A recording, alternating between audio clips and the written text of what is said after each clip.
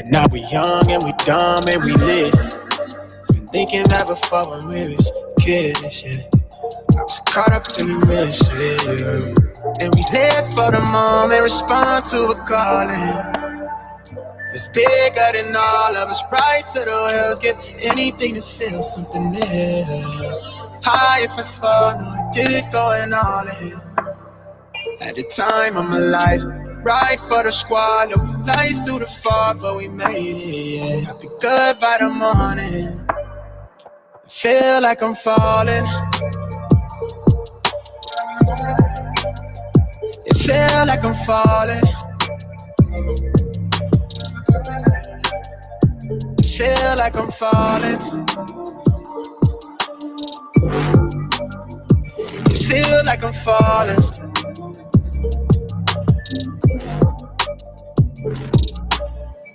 Real eyes see real eyes, real shit, real life, real rare. I'm on edge, I make noise, think all is, no cap, all facts. Eyes low, but I'm still woke. No patience, heart glacier, can't see me. The young ghost, phone blare, overbearing. Shit a blessing that I overcherish. Got these rap niggas eyes open glaring, cause they overjealous. I'm so overzealous. Whiskey side with the rosemary. They used to want it, not a whole staring. I was back before I could afford to care. Now we on course to take the tour to Paris.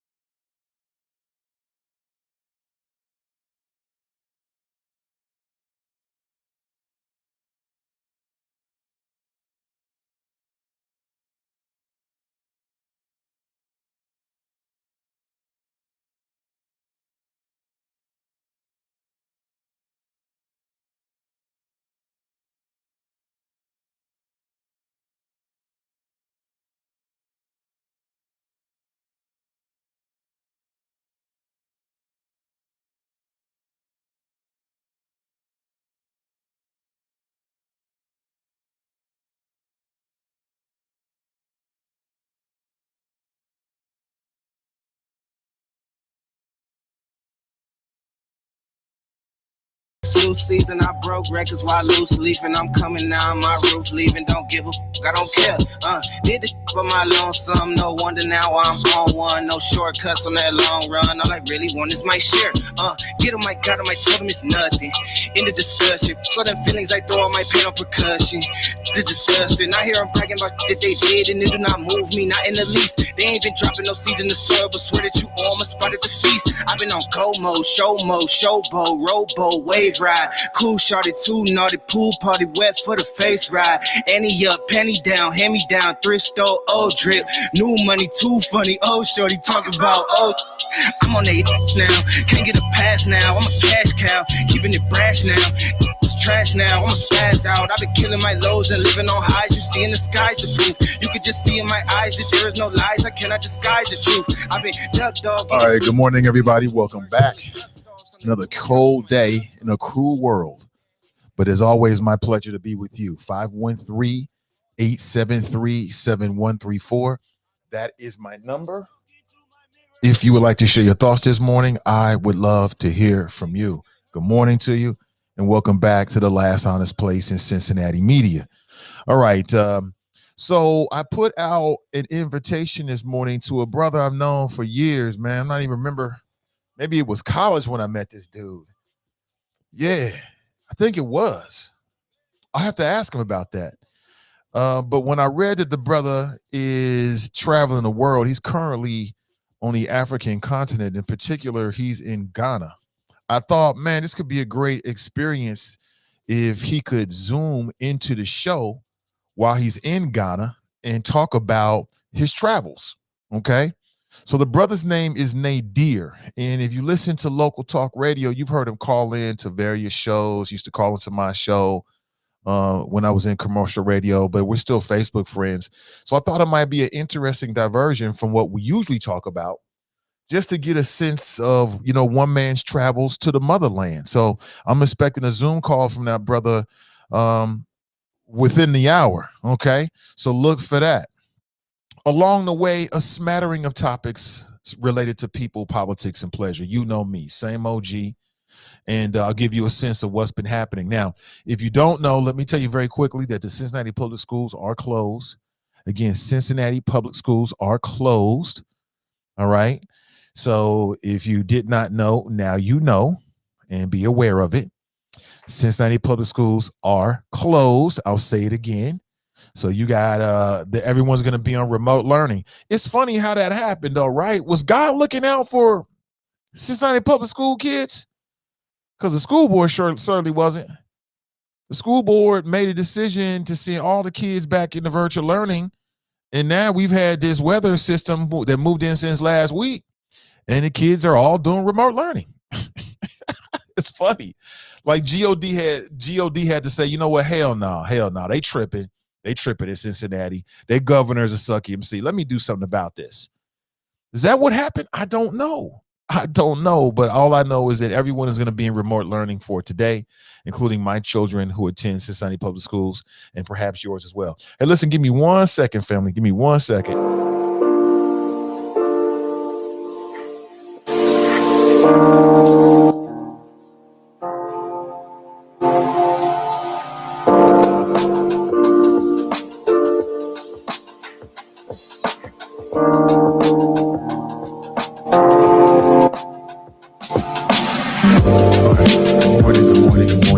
Welcome back. Let me pull this off. Yeah, there we go. A little closer this morning, but hopefully you can see me nonetheless. And I'm dressed for the weather. What can I say? It's kind of cool inside the home studio. Good morning. Welcome back. Let's get into it. What's on your dome? What's on your mind? What's going to be happening here in the city of Cincinnati? I think the big local news is the fact that there's supposed to be a court appearance about P.G. Sittenfield. I don't know if P.G. Sittenfield himself, white male Democrat, a member of city council who's been suspended because he was charged with various things related to corruption by federal agents. He's supposed to be, or his lawyers will be in court today arguing that the case should be dismissed. We'll have to keep our eyes on that. I think it'll happen. Well, I think the court case will happen the court appearance will happen after we get off. I don't think a decision will be made today. But I'll keep you in the loop in terms of what information comes my way. Good morning to you. Good morning. Good morning. Good morning. Just give me a thumbs up in the chat if you can see and hear me this morning. Hopefully everybody's doing well. I know I am. Good morning to you. Beautiful day. Look outside. So yesterday, and I posted this on in Facebook, the friends who like the Nathan Ivy Show Facebook group, that the Cincinnati police put out a warning via Twitter last night. And the warning essentially was that people in SUVs were driving too fast. And I shook my head because growing up in Cincinnati, I don't know what it is. I don't know who these people are, but there's an element of the Cincinnati population that thinks that when there's ice or snow, that means go faster. Like, raise your hand if you can. But raise your hand if you've ever been like in a snow emergency, ice emergency, something like that, and you see somebody just barreling past you. Happened to me just the other day. I'm like, damn, they going fast. Like, what the hell? And they had a big old 4x4 truck. And I know what it is. It's the arrogance. They're like, oh, well, I've got four-wheel drive. It's like, man, slow the fuck down. So the police said basically that you got people out there zooming home yesterday afternoon who either were in SUVs and were driving too fast or were just driving too fast because they didn't realize that you got hit with ice. Okay, hopefully everybody made it home safely with no real incidents or any real issues. But damn it, yo, it's so Cincinnati. That's all I could do is shake my head like, that's so Cincinnati. That's so Cincinnati. Slow your ass down. You'll get there. Daryl's in the house. He writes, good morning. Good morning to you. Let me jump over, though. I got to say what's up to the people inside the Chop Shop. Brenda writes, happy Tuesday. She's first inside the Chop Shop. Good to see you. Sharp writes, good morning, Nate and the Choppers. Tracy writes, hi. Pat writes, good morning. Mike Jones writes, good morning, Choppers. Tracy writes, that false sense of security. That's exactly what it is, Tracy. I got an SUV. Okay, and did you see the videos of this 100-car pileup? I think it happened. I want to say it was in Texas. I think it was. Damn. And it's like, don't you see that the traffic in front of you has stopped, but people have tunnel vision on? People are on their phones these days. I mean, you just never can tell. You just never can tell. 513-873-7134. If you would like to share your thoughts this morning, I am here to receive them. I want to talk about everything. It's a cold day in a cruel world. It's a cold day in a cruel world. And I'll give you more details as to what I'm talking about in just a second. But I want to offer you an opportunity to share your thoughts about what's going on as well. What is on your radar screen? And be careful out there as much as possible. Be careful. Be careful. It's all I can say. Be careful. I ain't going a damn place today. I've got no place to go. If I leave the house today, it's got to be an emergency. I see no reason to. Okay, we bundled up. You know what I'm saying? We making sure that the refrigerator and freezer is stocked up. We ain't going nowhere. Good morning to you. Marcia writes, good morning. Good morning to you. Kelly writes, good morning. Sandra writes, good morning or great morning, snow and power. Damn, I didn't even think about that. How many people lost power? Y'all all right out there? God damn it.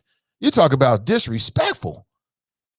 That is disrespectful at a time like this. It's way past inconvenient. It's downright disrespectful. At least on a day like today, if you got your internet, you can get some ish done. You can be plugged into the world at the very least. Janice writes, good morning. Yeah, it is cold outside. Be careful. Deshauna's in the house. She writes, good morning. Brenda writes, good morning from Fairfield. Hey, good to see you. And Fairfield. Deborah writes, good morning. Sierra writes, they are not closed. Right. They're on remote learning. Sierra, remote learning. Frenay writes, good morning, good people. Sierra writes, good. She writes, she's so right. Remote learning is not closed. You're so right about that. 100%. Anthony writes, anyone remember going to school with 2 to 3 feet of snow on the ground? I don't remember, quite honestly.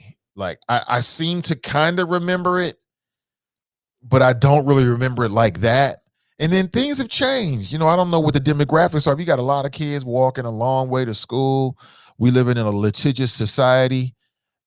You got a whole lot of moving parts. I don't know what the difference is between back in the day and now.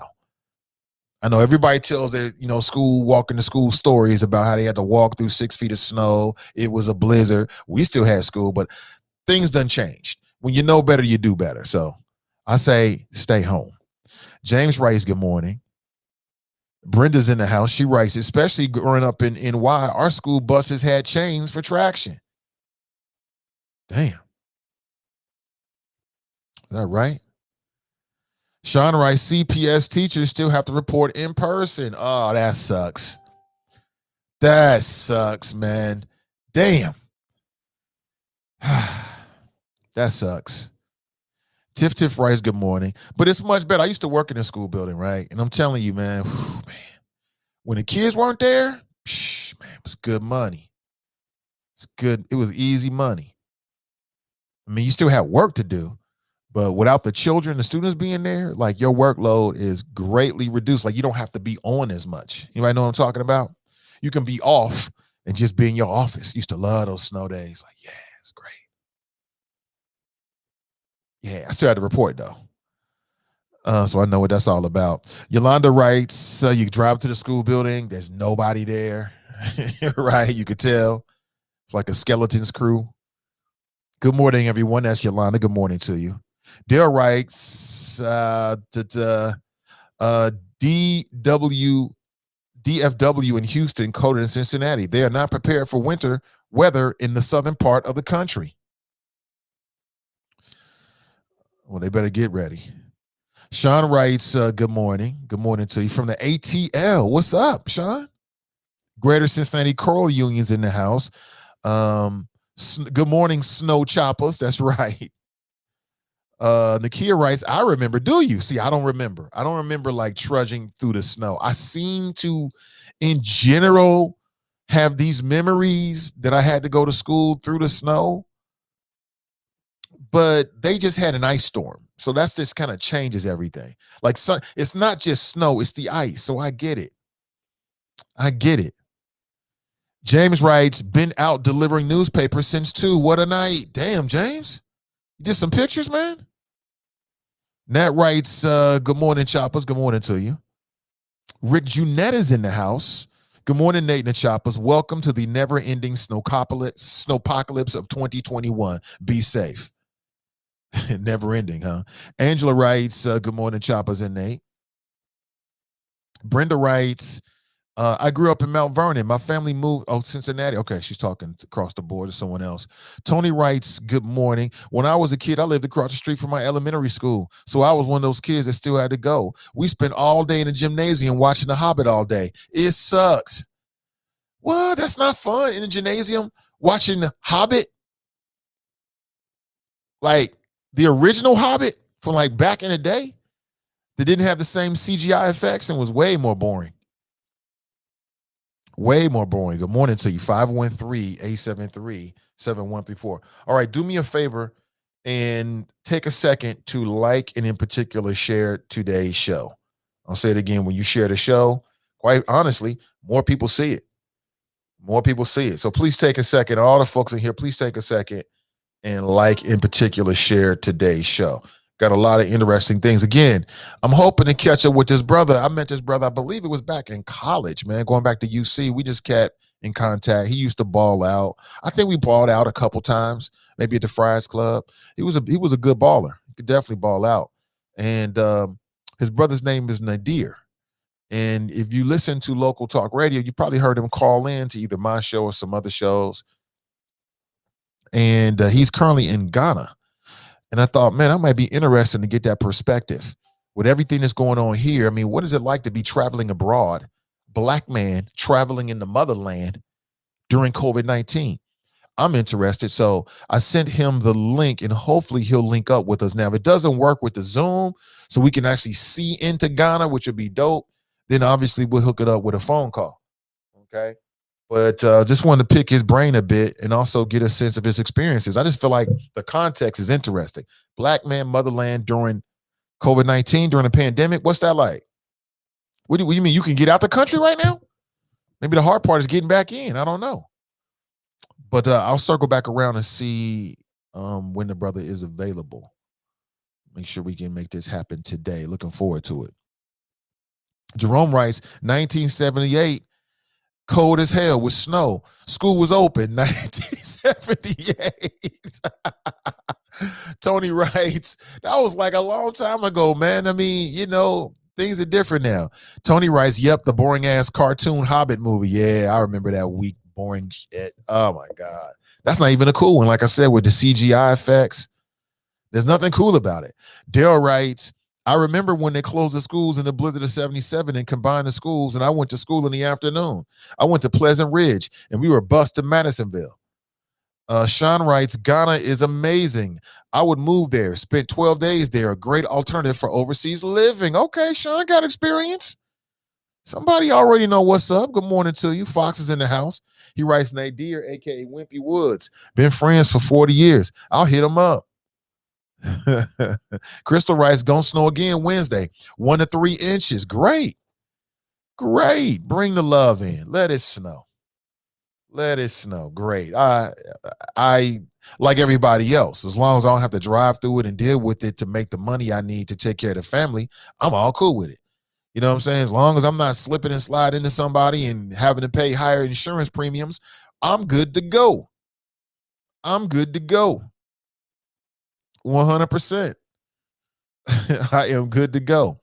Again, 513-873-7134. All right, let's get into a few topics, shall we? There's a lot that's going on that I want to talk to you about this morning. 513-873-7134. There it is. You got the number. Matter of fact, let me put it at the bottom of the screen here so that if you want to share your thoughts, boom, it's nice and easy to refer to. There it is. You got it. Good morning to you. Are we in the red now? Are we in the purple? Where exactly? I think we're still in the red, right? They do it every 2 weeks. So for the next week or so, we're going to be in the red until I guess there's like 8 different factors that they have to look at. But right now, I believe we're still in the red. Someone was asking me on the show yesterday. Pardon me, I didn't get a chance to respond. So there it is. We're in the red. We're getting better though. Everything is from what I'm reading from the state in terms of COVID, all moving in the right direction. So it's a beautiful day. Nobody has to get cut. The only person needs to get cut is the governor. We need a better governor.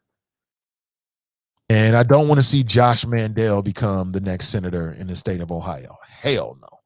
He's on some Trumpster stuff. It's amazing as I'm looking at things happening nationally, just how strong the Trump cult is. They're real strong, folks. They ain't going nowhere. These Republicans, the senators that dared to vote to convict and impeach Donald Trump, they're dealing with a whole lot of energy, negative energy in their respective states. We'll see if it has any kind of an impact. We shall see. It's quite amazing. I saw an article this morning in which there was one Republican congressman and his family wrote a letter to him disavowing themselves of him, saying that he is now an embarrassment because he voted to impeach Trump and that he should be ashamed of himself. And now the Fox News personalities are against this person. Like, could you imagine, here you are, a Republican congressman. You do the right thing and your family write a letter to you talking about how embarrassed they are and how now you have joined like the Satan gang, aka the Democrats. I'm telling you folks, this is just the beginning. And if these good old boys were willing to storm the Capitol, what do you think they're doing right now back at home? You think they went back home and they're like, you know what? Yeah, Trump lost. Well, I guess we'll move on to the next hobby.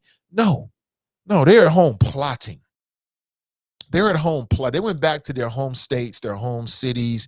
They went back to where they live, and they're plotting. They're plotting on the establishment, probably plotting on some ways to do some old dangerous or violent type of stuff, something that would get some headlines going, things like that. Saying, watch yourself out there, family. We are not, the coast ain't clear. We got to deal with COVID, changing weather patterns, and we got to deal with the conspiracy theorist. You know what I'm saying? And speaking of conspiracy theories, I mean, there was one thing. So everyone for the last couple of weeks were talking about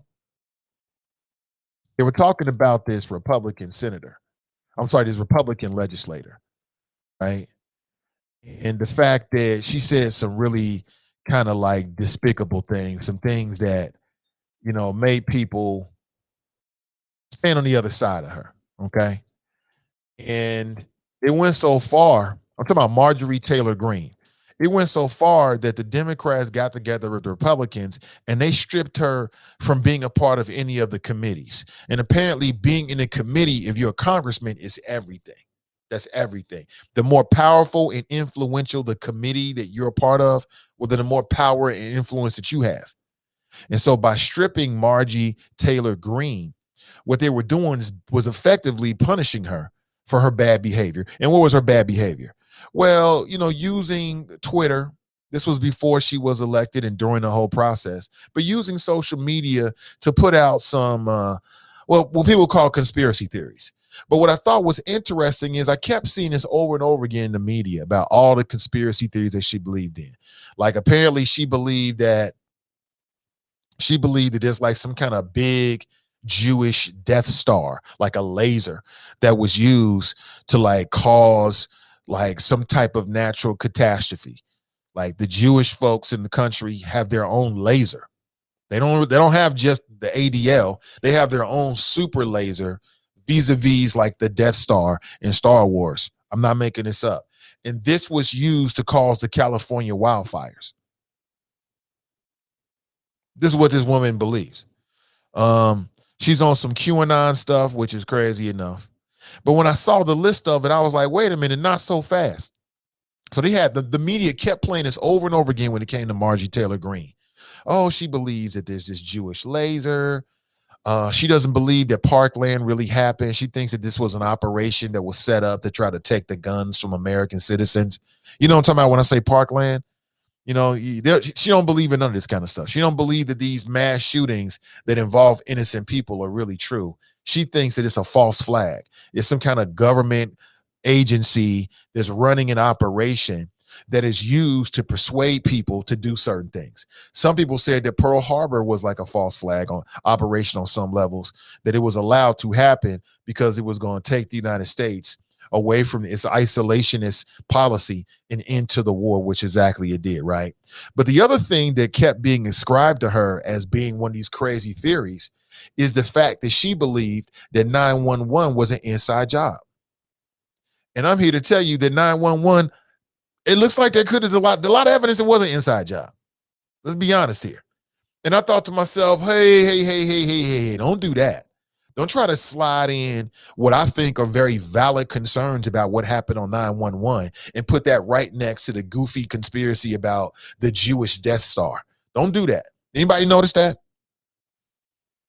Buildings do not collapse that way. I'm just going to say it again. I'm not trying to go back to 20 years ago and relitigate this. I'm just saying buildings don't collapse that way.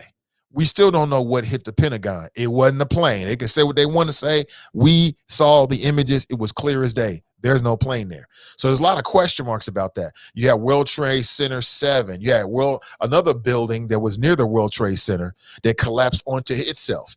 Never struck by anything. It just collapsed. A lot of people made a lot of money. And people knew about what was going to happen on 911 before it actually happened. So I thought it was really interesting how the media slid that in on the big book of list of conspiracy theories. And I'm thinking, wait a minute. I spent a lot of time talking about that. Even talk with some dudes that put on a documentary. I'm just here to tell you that if you're looking at all the goofy conspiracy theories that Margie Taylor Greene apparently believes in, that's one that don't try to slide that in. I see you, America. I see you. I'm like, wait a minute. How you going to put 911 questions right next to the big Jewish Death Star? Come on, man. How you going to put that right next to QAnon? Those don't belong in the same. Those are two different things. It was just me, though. Maybe it was 513-873-7134. Let me double check with this brother, man, because he may be having some difficulties connecting. And I want to make sure that we have that conversation.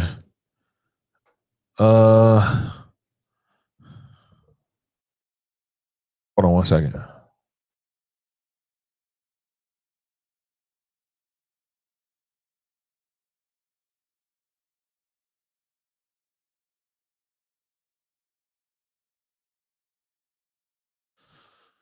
All right, so there it is.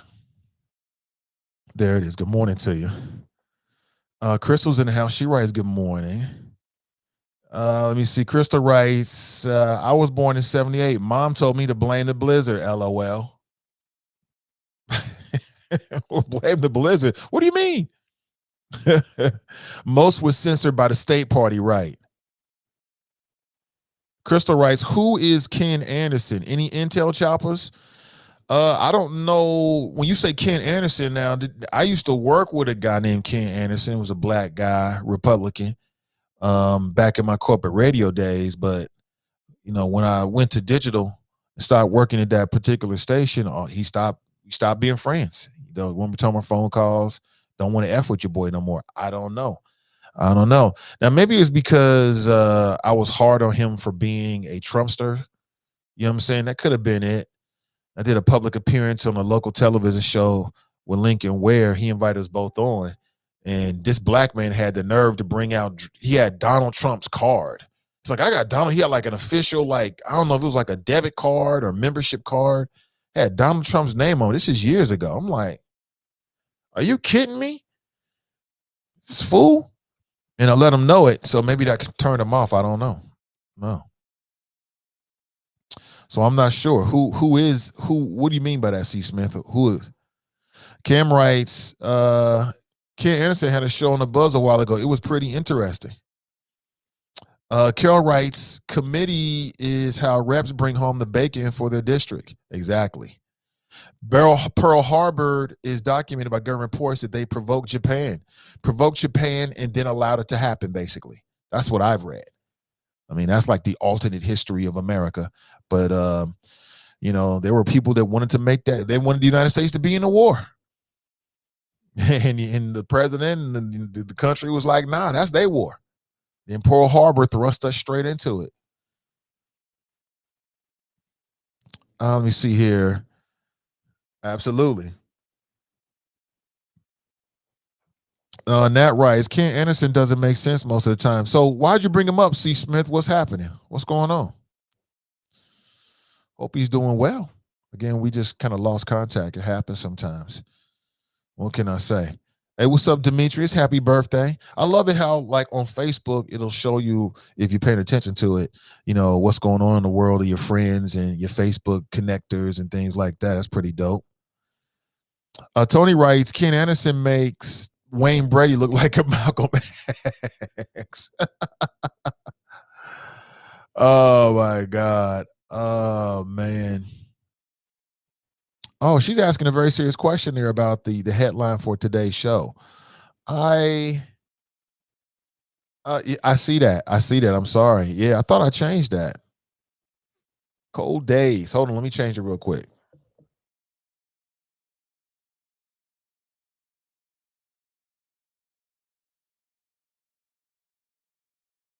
Okay, so hopefully it's updated. It may take it a minute.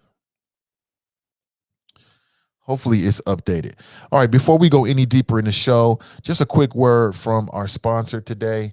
If you're looking for a commercial property, if you're looking for a rental property, you might be looking for a dream home.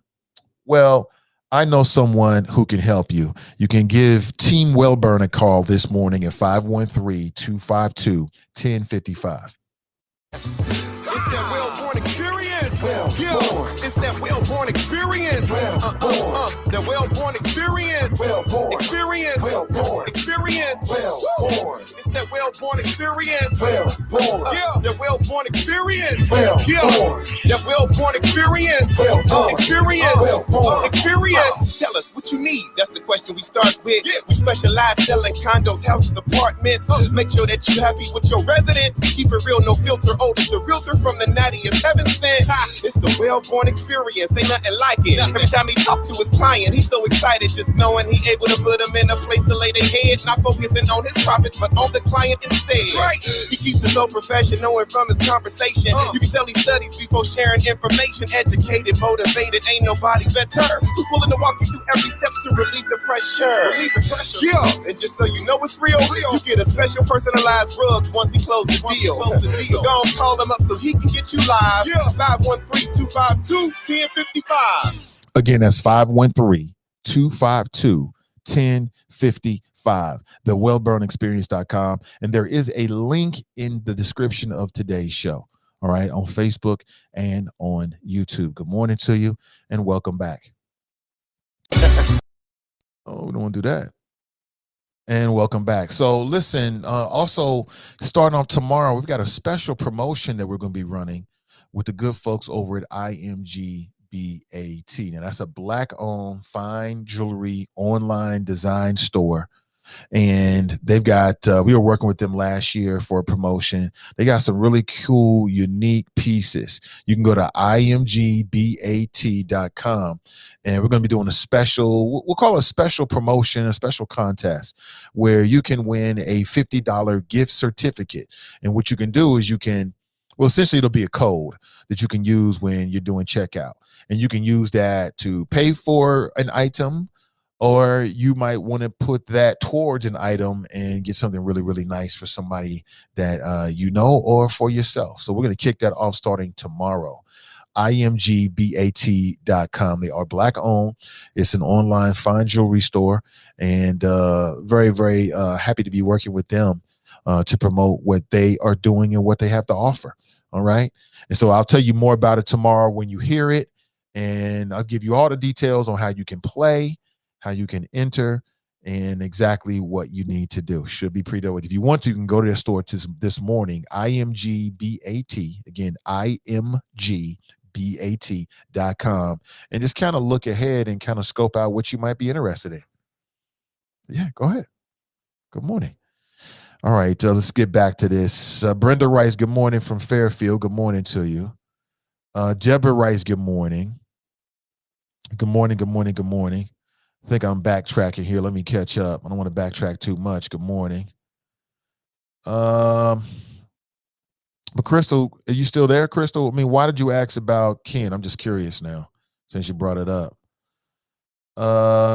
Sierra writes, that's my hubby who wrote the jingle. Is that right? He is got skills. Hubby got skills. He got skills.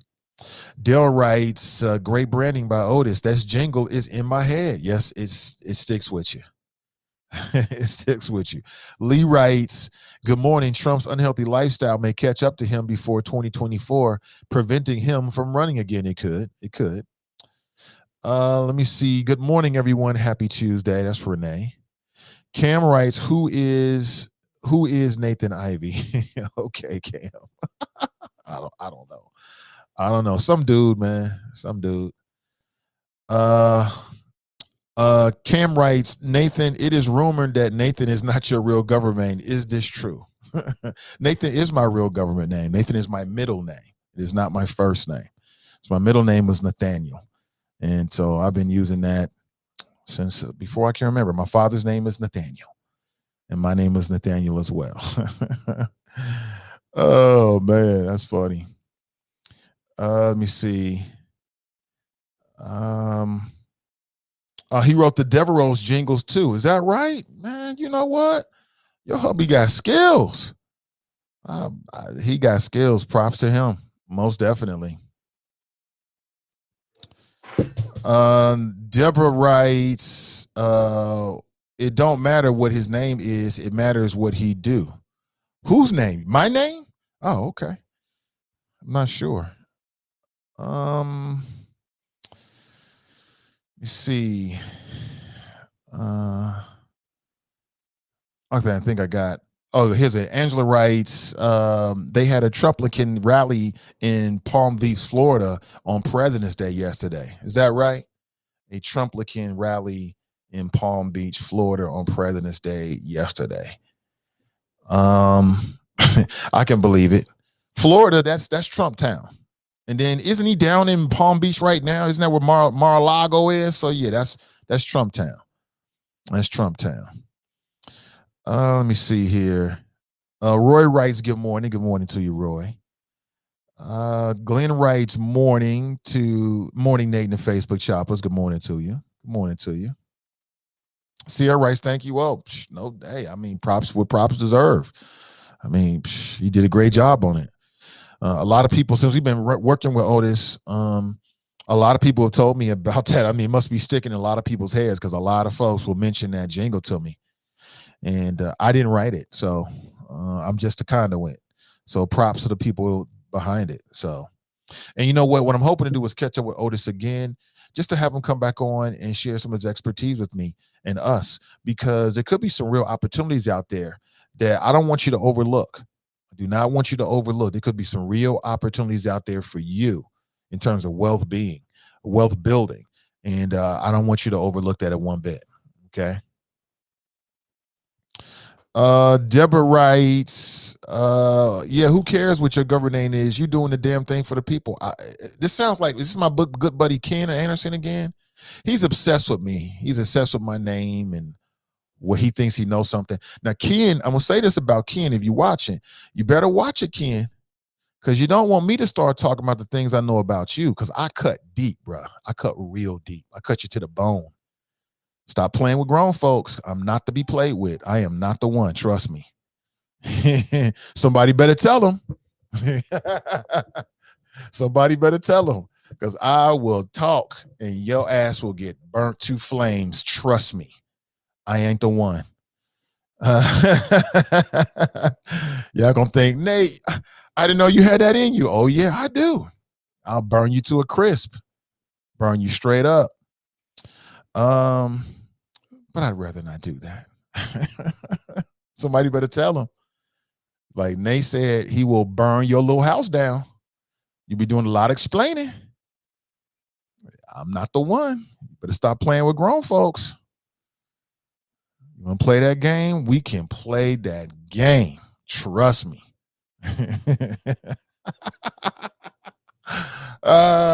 Glenn writes, get to the choppers. That's right. We will get to the choppers. Blow you away. Let me see. Somebody writes, Ken Sambo Anderson. I'm not going to call the brother Sambo. Tony writes, Nate, bringing that smoke. Not yet, but I will. Oh, I will. I'll burn the whole house down. And you'll feel real dumb. Speaking to my brother, my former colleague, Ken, you'll feel real bad. I ain't the one. Nate about to do an Eminem 8 Mile. It's going to feel like that. It's going to feel just like that. And believe me, it's going to get real uncomfortable real quick. For you, not for me. I mean, it is what it is. Yeah. No, you're burning up to know, huh? I'll reserve it for later. Let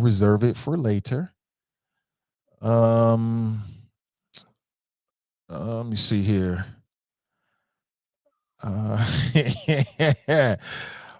Straight fire, Lemmy. Straight fire. Straight fire. Let me see here. What just happened? Look, you see my cam just it just went down. I don't want my cam there. Give me 1 second so I can change that. Yeah. Hold on. It's okay. It's okay.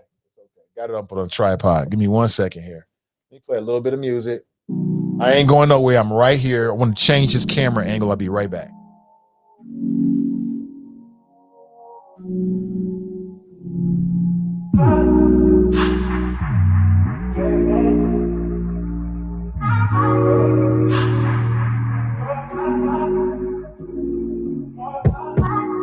Told you so extra, but I know I'm the same, yeah. Love me in spite of my trauma. Give me what I need instead of the drama. Cause when it pop off, it's like, oh my, all good all day, but the night we be going so hard on the flip side. So tell me what we on a day, babe. I could keep that same energy. When you go low, I go low too.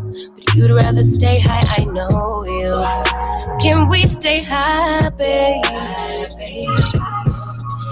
rather be on that way, trying to control our emotions. If we on a right side of passion, we could share love in the ocean. But if you wanna go insane either way, baby, we could go all night. We could do it All right, all I think we're good. night. I think we're good. Let me pull it back down. Yeah, I think we're good now. Yeah, I think we're good. Yeah, we good. We good. You can see everything. All right, I've actually got it up on a gimbal, so just power down on me. All right, good morning to you. I'm inside the Trop Shop. Nathan, I missed that jingle that those brothers worked for you at the Buzz. Was it Jono and somebody, Ivy in the Morning? Yeah, it was Jono and Toombs. Toombs is the producer, and Jono was he did the voice of it. I still think, I think sometimes things get older, so I think the audience kind of gets used to it sometimes. So I like to recycle things, but I don't even think I got it on my soundboard here. Let me see here. I did have it here for the longest, just in case as a backup, or just for nostalgia purposes. I might want to play it. I'll see if I can find it. I'll mix it in just for you. I'll mix it in just for you. I missed the old jingle too, Nathan. Okay. Iona writes, go ahead, Nate, burn the house down. Well, I'm not opposed to it, especially not when you fucking with me. I don't have no time. I don't play no games with it. And let's just say people in glass houses shouldn't throw no stones. I'll put it to you just like that. Somebody better go tell that boy I am not the one to be played with. I don't play no grown man games like that. I'm gonna cut deep, real deep with mine. And then whatever happens, happens. But let's go back to the phones for the first time this morning and say good morning and welcome to the show. Hey, buddy, how are you? I'm doing just fantastic, buddy. Welcome. Yes, sir. Thanks for having me. It is always a pleasure to speak with the top talk show host in the Republic of Cincinnati. But I noticed that you kind of came over to my line of thinking in your opening of your show, like I told you all last week. This weather we're about to get this week and later this week is a curse. The Walnut Hills curse. They pulled that stunt, let them 3,000 kids remain virtual, while the other kids have to go in, and we got cursed, and the weather said no. All the shorties are staying home, not just the geniuses.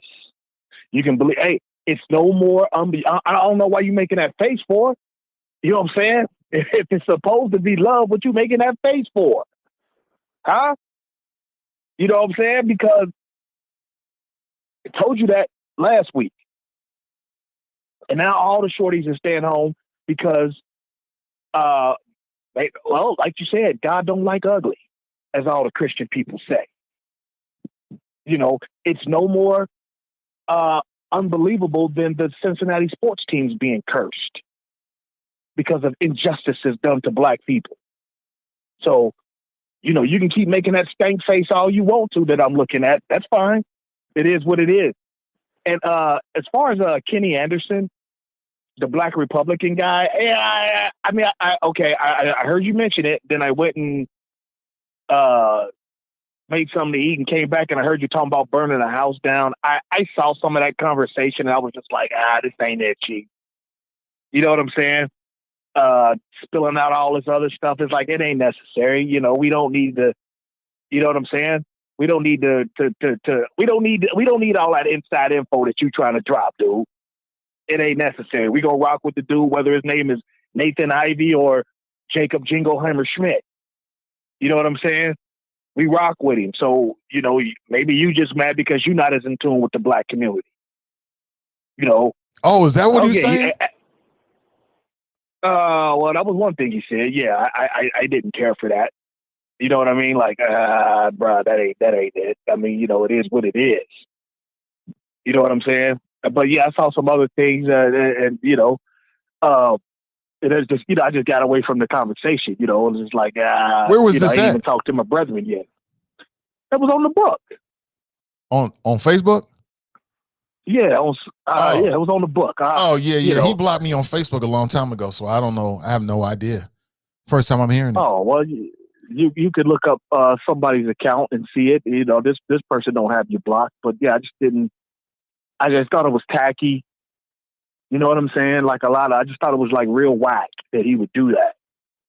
And then be kind of trying to, you know, take a backdoor crap on you like that. So, oh, really? Oh, was he? Because I swear that's the way I kind of took it. I mean, it wasn't, you know, like some people was in it that you know, and they wasn't really co-signing it, maybe just liking a comment out of being nice, but they wasn't really responding to all that. They kind of, you know, tried to slide on that, like, we ain't gonna diss him. You know, just didn't really. It all starts with the PG letter, though. That's where it stems from. What about? I just the thought PG it was letter? weak.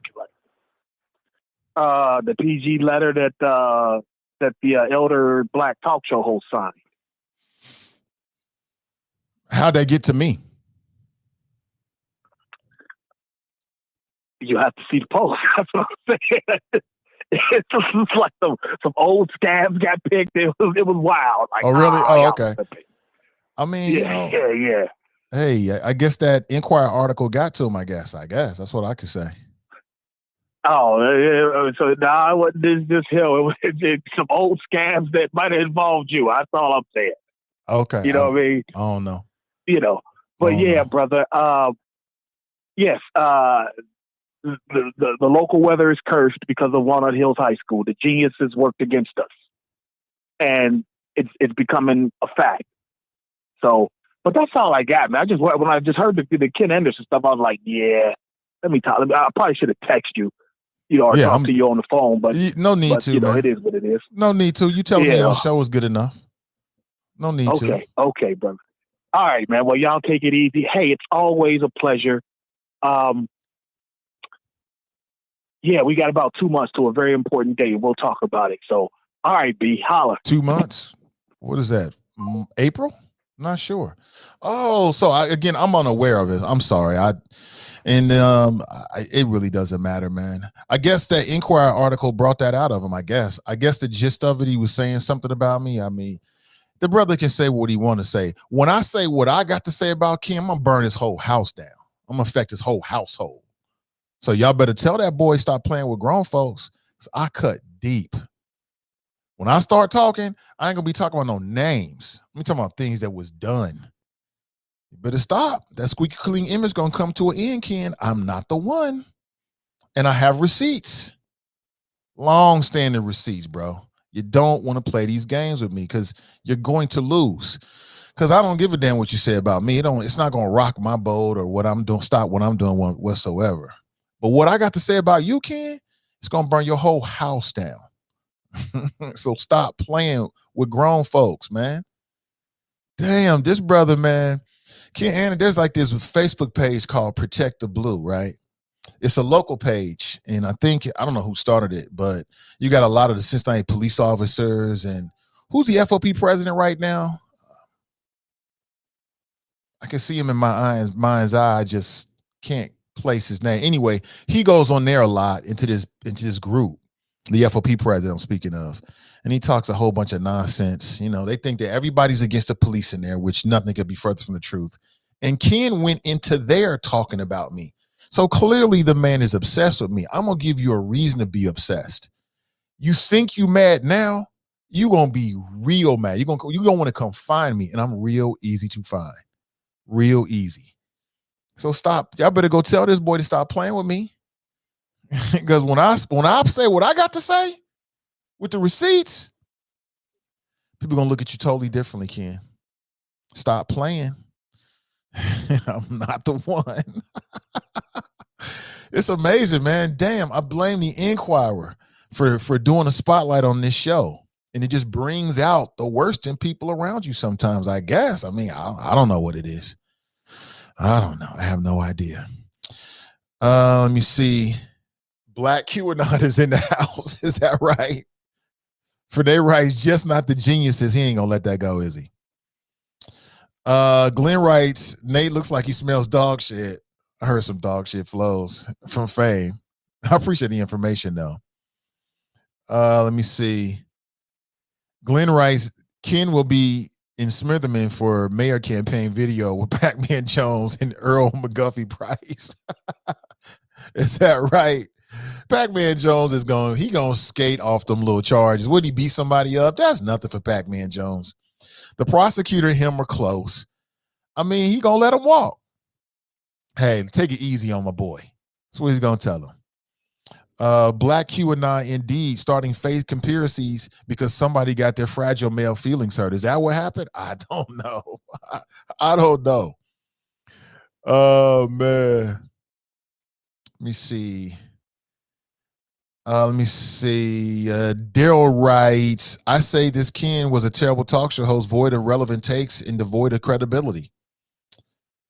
Lee writes, the back and forth about Walnut Hills is getting tired. Back and forth. I mean, it's just only going one way. That's on his way. I've already moved on. Geneva writes, burning whole house. I'm gonna burn the whole. It won't be nothing left. Trust me. There won't be nothing left. I'm gonna burn it all the way down. Lee writes, Nate, don't lose your integrity over foolishness. No, never. You can do both. Dan Hills, right. Dan Hills. Dale Rice said, Nate. Well, first, let me go take a look. I guess I can go online. I'm not sure I can find it. Cam Rice said, bro, you got to smoke it out. Oh, believe me, I ain't afraid to at all. Where there's smoke, there's fire. Maybe so. TNT Rice, good morning. Good morning to you. Jenny Rice, I'm in total agreement. I am too. I mean, Fame keep trying to make points about Walnut Hills. He should have been standing up for the whole school district 2-3 weeks ago. I already made that point to him. You're late, bro. You're late. We, and by we, I mean all of the parents and the students and the administrators and the teachers and all the staff. They needed people to stand up 2 weeks ago, not now. I mean, yeah, come to the party, but not now. Pardon me. Let me see here. Anthony writes, he don't want no smoke. No, he just talking. I'm just amazing why he would be talking about me of all people. I don't even talk to Ken Anderson anymore. I have no connections with him, nothing whatsoever. So if I had to say anything, it probably is because of that Inquirer article. And it just brings, that's what happens. It brings certain things out of certain people. Like I said, you can tell a lot about the people around you when you have a big success or when you have what has appeared to be a big fallback. In those two polar extremes, it says a lot about the people around you and how they interact and what's really in their heart and things like that. So that's all I can say. I mean, I'm not sure. When I woke up, when was this morning? Was it last night? Ken Anderson was the furthest thing from my mind. I'm thinking about 14 different other things. 15 different other things rather than some other man and what they think or something. I don't know. But somebody screenshot it and sent it to me. I would appreciate that. Hey, Nate, I ain't got no smoke, just steam. I'm just saying, don't burn my house down, LOL. No, brother Cam, you all good. It's just amazing how people in glass houses be throwing stones. Like, bro, you better examine your own house before and be real clear about what you be talking, because people think the things they be doing be in the dark.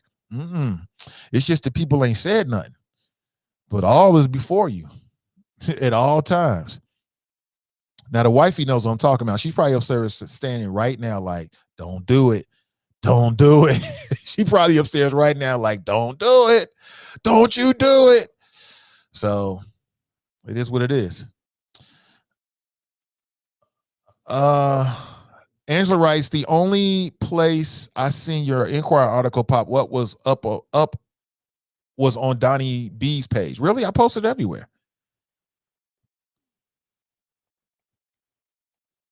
Charles writes, your success is burning his ass. Tell him, but wait, there's more. Right, there is more. There is more. I don't know why. See, people think that success is a zero-sum thing. I don't look at it that way. One man's success has nothing to do with me or somebody do good or do bad. It has no impact on the next person. Your life is all about what you put in order. It has nothing to do with anybody else. You know what I'm saying? You could have multiple success stories. You could have more than that. There's plenty of people out there, whatever success is. I'm not even sure. I think that's a definition for individuals, because what some people might call success, another person will be like, nah, you ain't really achieved anything. It's just all about, how you live your life. For me, the best things in my life have nothing to do with talk radio whatsoever. This is just what I do. The biggest satisfaction I get is from them little people upstairs, man, and the wifey. That's the biggest satisfaction I get. You know what I'm saying? The business side, the more creative side, I mean, yeah, that does bring joy. But again, I just got a different perspective. Like I said, y'all, a year ago this month, I almost died. So I don't care what nobody do. It means nothing to me whatsoever, because in those moments, like when you think your life is on the line, the cars don't matter. Media articles don't matter. How many likes you get, how many downloads you get, none of that shit mattered when I was laying on that gurney about to go get a medical procedure. None of the people I used to work with were there.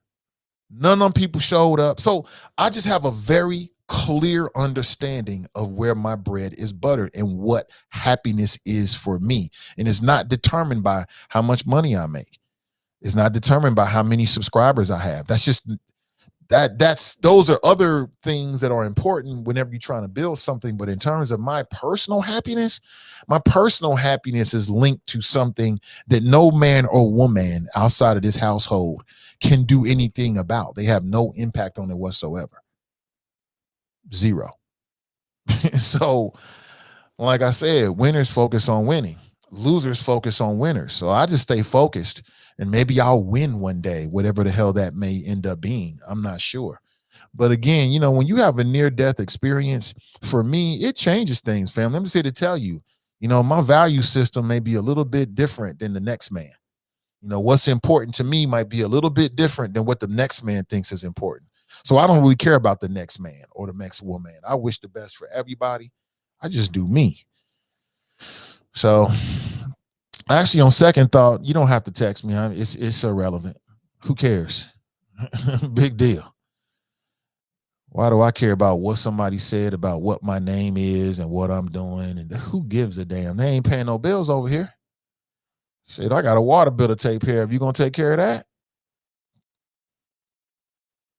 My son's got virtual learning today. You gonna come over here and sit with him when he's in class? Probably not. So all that little small stuff that men be getting caught up with and the egos, I don't give a damn about none of that. It makes no difference to me whatsoever. I'm gonna keep on doing my absolute best for the people I work with. I'm try to keep doing the absolute best I can for me and mine, and that's it. Nothing else. Tell me what else matters. Nothing. Nothing else matters. And I'm telling you, if you haven't been there before, let you come close to the edge of losing your life and see how you will reflect differently on things. Come close to the edge. Walk over to the edge and look down into the abyss and not know what's down there, knowing you're going to be separated from your children, your wife, your family. Man, what stares back at you when you look into the abyss is what really matters. And I just remember a year ago, it all happened so fucking fast, y'all. Like literally, I went from chilling to heart surgery, not knowing, being wheeled into the operating room. You don't know who these people are. You don't know what they're going to do. All you know is that they just told you that your life is on the line. So when you're dealing with those kind of things, all this small stuff don't really matter. That's why I say I'm willing to burn a whole house down, because, if you're going to come done with me, I'm going to come done with you. Simple as that. Y'all better tell that boy. He gonna be, you talking about crying, he gonna be real unhappy. Real unhappy. Stop playing with someone who really, at this point, nothing to lose. You know what I'm saying? No man or woman affects what goes on in this house. None. Zero. So again, when you know what your priorities are, have a strong sense, because I'm a Virgo. Any Virgo will tell you I got a strong sense of me. I know who I am. So I know who I am, and I know where my love is. You know what I'm saying? When you know who you are and where your love is, nothing else really matters. You know what I'm saying? I'm happy as hell, man. I'm happy for everybody. I want to see the best for everybody around me, all of you. And I think that's a beautiful thing. But let's go to the phones. Good morning. Welcome to the show. What's up, Nate? What's up? It's the minister. What's up, minister? Not much. I got a thing to say right quick. I'm in Pennsylvania.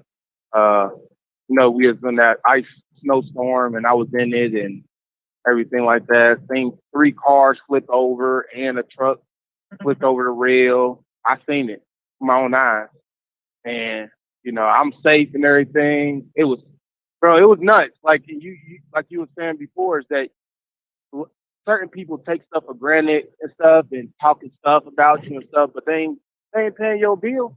They not paying your bill. Hey, you just keep on doing you and keep on doing. Don't blow that man's house down. You don't want no smoke at all, and just keep on doing you, Nate.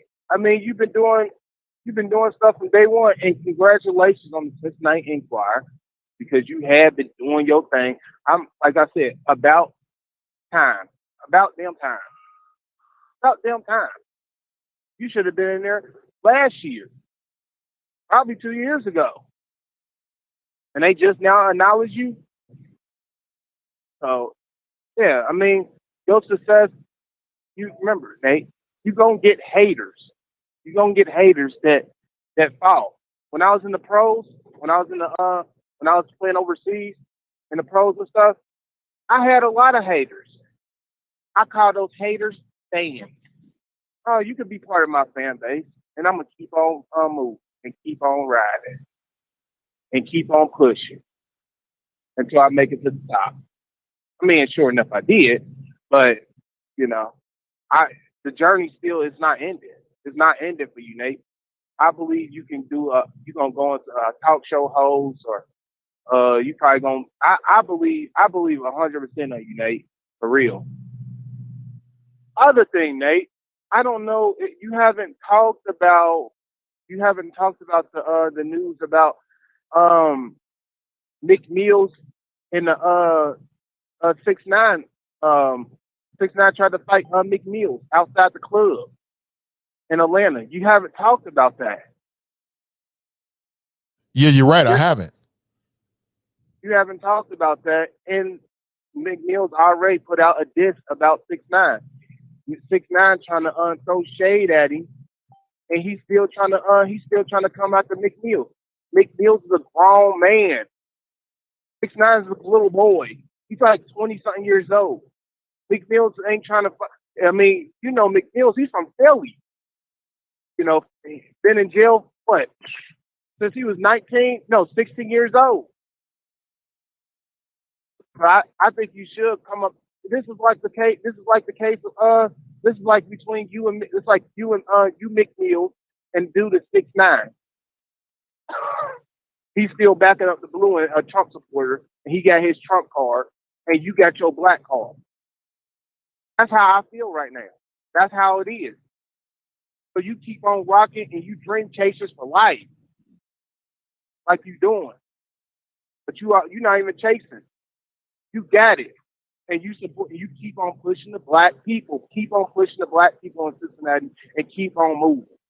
And this dude is still chasing clout.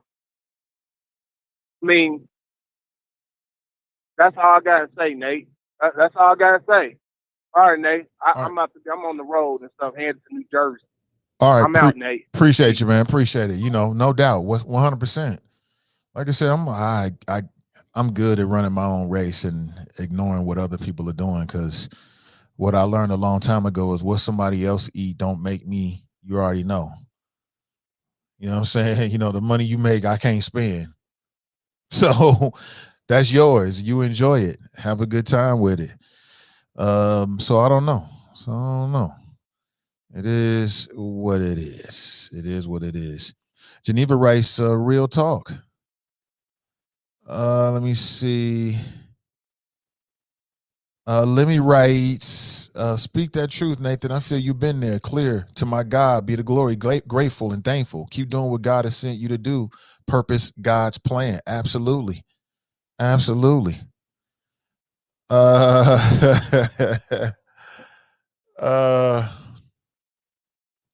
me see. Let me see. Cam writes, Nate, I have a confession to make. I did call you Poison Ivy on that thread with Ken Anderson because you make me itch at times with your words, LOL. Oh, really? Okay. Go right ahead. Let me see. Being close to death brings a whole different perspective about life. I'm glad you know that. 100%. I already love life, though. I mean, Virgos are different. I already love life and love me some me. Why are you looking like that? No, you sent me a message. You talking about Ken? I'm going to burn this whole house down. I'm just telling you. I do, actually. Thank you. Okay. All right, cool. That's the wifey. I'm telling you, boy. Woo, that woman be keeping me just like this. If y'all only knew. I told you, she already know. She already know. She's like, let it go. So I'm going to listen to the first producer of the show. She always gives me good advice. And we're going to let the boy live. But I'm just telling you, people in glass houses, hint, hint, people in glass houses should not throw stones. I'll leave it just like that, unless I'm forced to do more. It's all kind of people out there, man. Like I said, it's a cruel world out here. I mean, that's the reason why I titled today's show the way I titled it. I did it because it's cold outside and we live in a cruel world. And in this world, in my observation, if you can go through life and maintain like friendships with people that's 20, 30 years, like a real friendship, not like some fake ish, but like a real friendship, that shit rare as hell. It is so rare in this world to find people that really rock with you, that really genuinely give a damn about you and are not trying to either like see what you're doing or peel away for themselves, or really they like frenemies or on some other type of ish. That's very, very rare. It's very rare. That's why when you find those kind of people in your life, black, white, or whatever, stick close to them, right? They rock with you, you rock with them. You know what I'm saying? Because it's this road is so cruel. I didn't even know about Ken or anybody else or anything. That's just irony. You know what I'm saying? It kind of fits into it. And whoever else, man, like I said, there's people that watch this little show. I'm just doing a little show, just trying to do what I do. They want to recreate and emulate it. They want to do their own thing, which I love. Looks like we're getting hold on a second. We got a brother on the line. I think this is the brother. Hey, good morning. Welcome to the show. It's Nadir. Hey, what's up, Nadir? You got it. Did you try the link? I didn't I didn't see the link. Yeah, so that's why I'm calling you this way. It's in Facebook. It's in the same messaging. I'll send it to you again real quick. Okay. I just sent it to you this morning. Let's try that because it'll just give us that visual element. I think it'd be cool. Okay. So that's brother Nadir. And I'll send him the link again.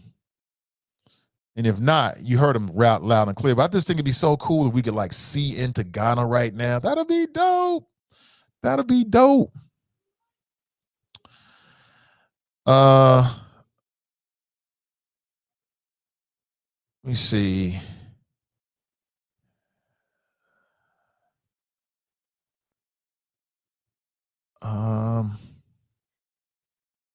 Yeah, it's a whole lot of people. Yeah, it's a whole lot of folks out there, man. I ain't gonna say hate. I don't see what there is anything to hate about. But again, you got people out there that's got so many ulterior motives. Just saying, watch it. It's a lot of slick-tongued individuals out there talking that blah, blah, blah, and they straight on some other ish. I'm just telling you. Watch it. Watch it. You never know what people's motives is. Never know. But thank you for the confession, Cam. You are absolved of your sins, my brother. It's all good. If you want to refer to me as Poison Ivy, you go right ahead. Now, what that tells me, Cam, is you still in your feelings about that Ice Cube stuff. And I tried to explain it to you back then. I even sent you a text message after the conversation saying, hey, brother, I hope you didn't take it the wrong way, trying to clarify myself. Because I don't mind somebody hating me or despise me or hate my guts for something I actually said. But what I care more about is when people either misrepresent or maybe misinterpret what I'm trying to say and then run with it. You didn't even respond to that, Cam. Remember that? I sent you a text message from my phone straight to your phone, right? I was being a big brother. I was doing the big brother thing. I never got a response from you. So now you are here on some Poison Ivy stuff that's a little bit beneath you, bro. But I appreciate you coming forward and being real about it. It's all love. It's all love. Men these days, man. Men these days. JD writes, Cam, I saw that I was side-eyeing you. Oh, man, it was something big. That goes to show you that you must be doing something right. When other people talking about you and thinking about you, you oblivious to what they doing. But I think that happens a lot. I think that sometimes people watch this show and they think I'm talking to them specifically. And if that's how you feel about it, maybe I am. Maybe I am. That's hilarious. Let's say Lemmy writes nothing. Hey, good morning to you, Lemmy. Charles writes, I'm too busy doing me to be worried about what you do, because when you wake up and look in the mirror, you're seeing who exactly? You're seeing you. Oh. Tony writes, I'm here for all of it. I'm here for all of it too. And despite what the wifey would say, that's the only thing holding me back. I'm this close to just burning Ken's house down, but I haven't read the comments. So I don't know if it's going to piss me off enough to make me want to do that, to be honest with you. Let me see. Ken Anderson, the alt mental, Caitlyn Jenner, Ken Anderson, and Earl Price looking for Nate. They all looking for me. Earl Price mad, Ken Anderson mad, the alt mentals mad, Caitlyn Jenner, aka Chris Smitherman. I don't know. He probably don't give a damn. Let me see. Dale writes, you don't got no F's to give. That's true. Marcia writes, good morning, everyone. Charles writes, winners focus on winning and losers focus on winners. Absolutely. Anthony writes, he drew first blood. Did he? I didn't. I don't feel no wounds. Nadir's in the house. This brother Nadir, we'll talk with him soon, and hopefully he can use that link, brother. I'm saying Zoom, but I don't use Zoom. So, just use that link right there, and it's like Zoom like. I just say Zoom because trying to explain everything to people over and over again, it just doesn't work all the time. See, Lemmy writes, move on, move forward. Absolutely. You're right about that. Letty writes, great morning, Nathan Ivy and the Choppers. Good morning to you. Lee writes, you had sense to wake up. I had a cousin who had triple bypass and is still out there on that nonsense, right? Really? Yeah, I woke up as soon as they told me what happened. Changed everything. I'm like, wait a minute. Oh, we got to change. It was super easy too, man. Death. JD writes, let us deal with the haters. Angela writes, haters will hate. I will get on his nerves more. It will get on his nerves more if you don't pay no attention to his hating ass Ken doll. It would give me great satisfaction to see his whole house burn down, but I'm gonna let the boy live. He just don't know. He just don't know what I know. If he knew what I knew, he wouldn't be opening his mouth right now. Trust me. Trust me, he wouldn't even be saying nothing.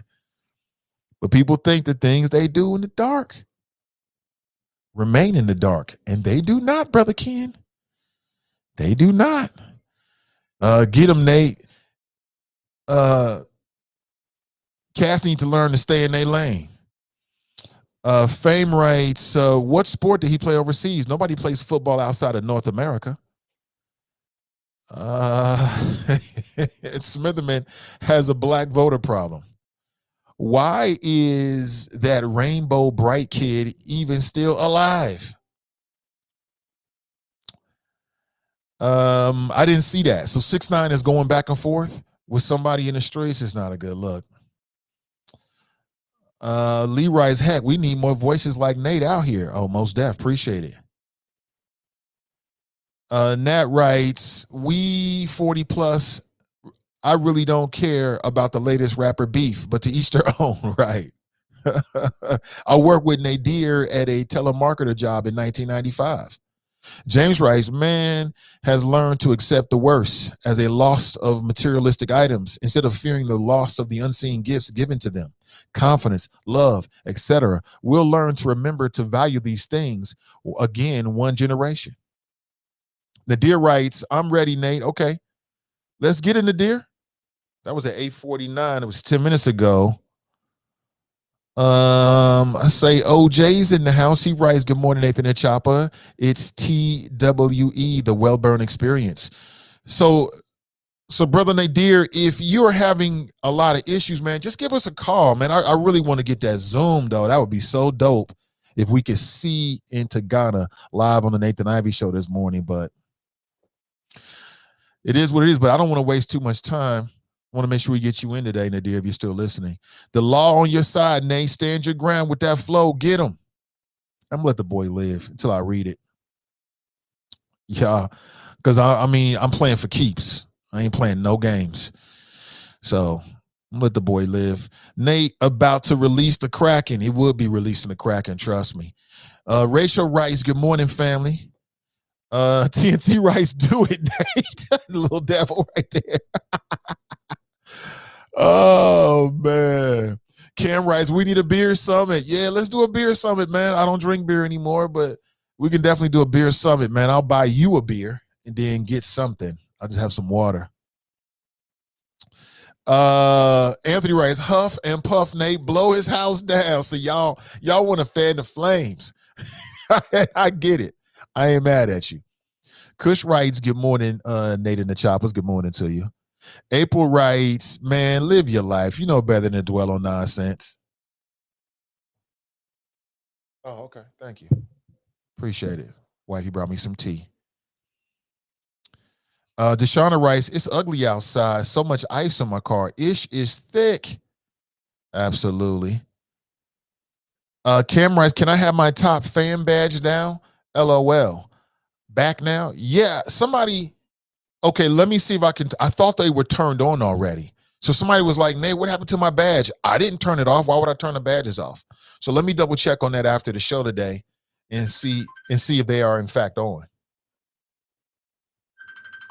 Hold on, we got Brother Nadir calling in again. Hey, Brother Nadir. Were you not able to use that link? All right, Nate. Yo, I hear you. Okay. Could you not use that link? No. I wasn't able to use the link, unfortunately, this time. Okay. I'll tell you what. Let's just call me like you did the first time, though. It'll be a better call that way. Call you on the number I called you on? Yeah, just call me on that number. Yep. Okay, I will. All right, that's Nadir. So, damn, man, I can see straight to the motherland. Damn, that was gonna be so dope.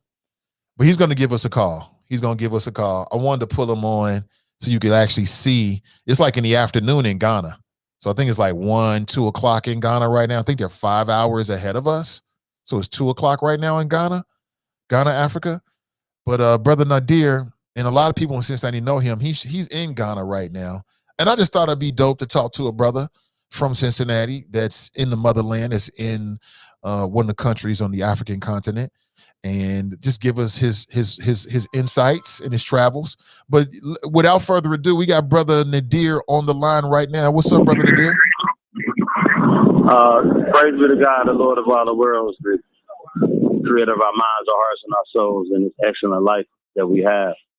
I want to thank, the ancestors. I want to thank my parents, my mom, my dad, my grandparents, great-grandparents, the ancestors who pray for us to have the opportunity that I have to be able to come home to the motherland. It's been a big dream for me, honestly, since like 1990 when I started studying at the University of Cincinnati. 1990, I had a chance. As you know, most people know I was a basketball guy. I had a chance to almost be Bob Huggins' point guard, but I lived in Trayvon Martin City, Nate, and in the summer of '89, I needed to take these 4 classes to complete to come home to UC, and I would have actually played for Bob Huggins. But what happens is my teammates left. So when they left, I was in an apartment with no lights and no hot water for a month and a half in '89 trying to finish so I can come on to Cincinnati and play for Bob Huggins. But that ain't what the creator wanted. And it's been a blessing because of that experience of taking cold showers, not having no lights. It was preparing me for something bigger. The bigger is what I'm into now. So I come home to Cincinnati, go back, get my degree, study at UC, start taking the black man class with Dr. Eric Abercrombie. And so I was given the knowledge of self versus given 2 years of playing basketball for Bob Huggins. So with that, it was a dream to come home and see, what they call castles, but we also call the dungeons, the slave dungeons, see the experience here in Elmina and Cape Coast. And I'm actually sitting on the roadside in Elmina, where one of the areas where our ancestors were enslaved and then forced to go through the door, no return. So I've been here since November the 9th. So November the 9th is when I came. But however, I had bought my ticket in like late 2018 with my intention to come home. I wrote in my journal, 2018, I'm going to get my passport. I'm going to get a ticket to come to the motherland. So got the passport, got the ticket, and then COVID came. And I thank the creator for COVID from this experience. It made me adjust my paradigm. So I was just going to come for 3 weeks. So it went from 3 weeks to, being here. Damn. Okay, brother. I was trying to remember when we met. We met in college, right? We met. Yeah, we met in college around the 90s. We at the Friars Club, where everybody went to hoop. I could remember. You said you used to be bad. So, you was a hell of a ball player, man. Thank you. Praise be to God. I say that people should understand that basketball is life. So over here in Ghana, like I've been blessed to already started training kids. So one of the things I taught the kids was a word. It's a word they taught me, and it's called Umkwa. Umkwa is life. It's life. So basketball, it was life, but basketball was just a tool. It was just really a tool where I had an opportunity to play. Been playing since I was 8 years old. I've been blessed to win state as a player and then win state as a coach in Cincinnati. But honestly, and I'm only going to talk about basketball for a second to get to the real conversation. People didn't really appreciate me in Cincinnati. I could never get a head coaching job with my my background and my experience and my success. I've been successful as a basketball player from the time I was 8 years old. Won championships at the Friars Club in middle school. Won Cincinnati Public Schools championship in the 80s before going to Purcell Marion and win the state. Then coaching at St. X. But that ain't what the creator wanted. He wanted me to have that, but he wanted me to come home. So I'm home. Like you hear a rooster right now. I'm looking at a rooster as I'm talking to you. Maybe the next time we do this, I can get the video set up. So I'm looking at a rooster, Nate. I'm in the motherland, and I made a commitment to myself when I decided around October, I'm not going to just take them 3 weeks on my ticket. I ain't coming back no time soon. I want to make this life home.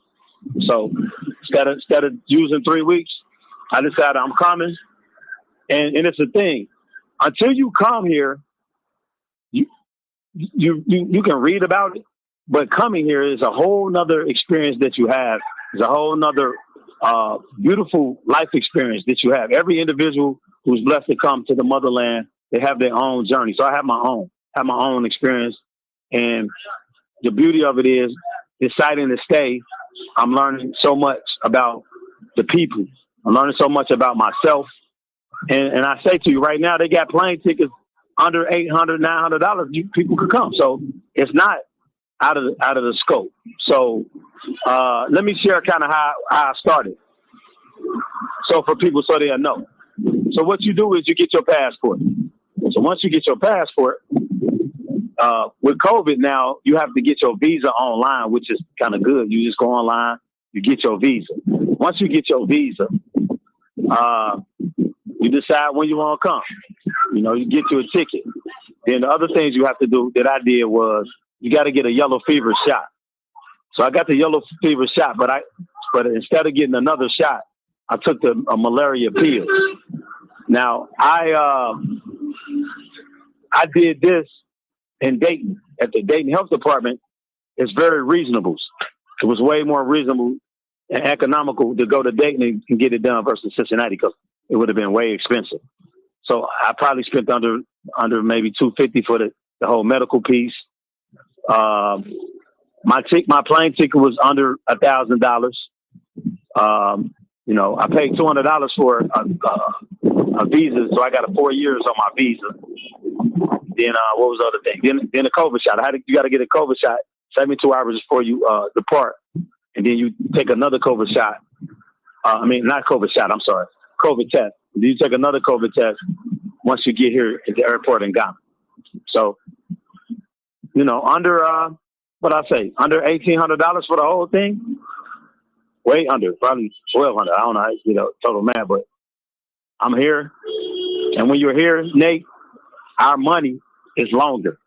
So $100 here, 100 American dollars is about $580 here in Ghana, what they call CDs. And that can go long. Where are you staying at? Are you staying at a hotel or? Okay, good. Great question. So when I first got here, I came to a village, a little town called Ayan Sudu. It's part of Elmina. So it's a little township inside of the city of Elmina. And I stayed at a hotel/guest house owned by an African-American woman, who been here 20 years. Her and her husband came from Philadelphia, moved here. Kind of like me, made a decision to move here. They were retired individuals, came here and they built a guest house. The husband has passed. His name is Kofi, Brother Kofi, and may God bless his soul. He passed, but the wife, his sister Ajua. So it's like a guest house.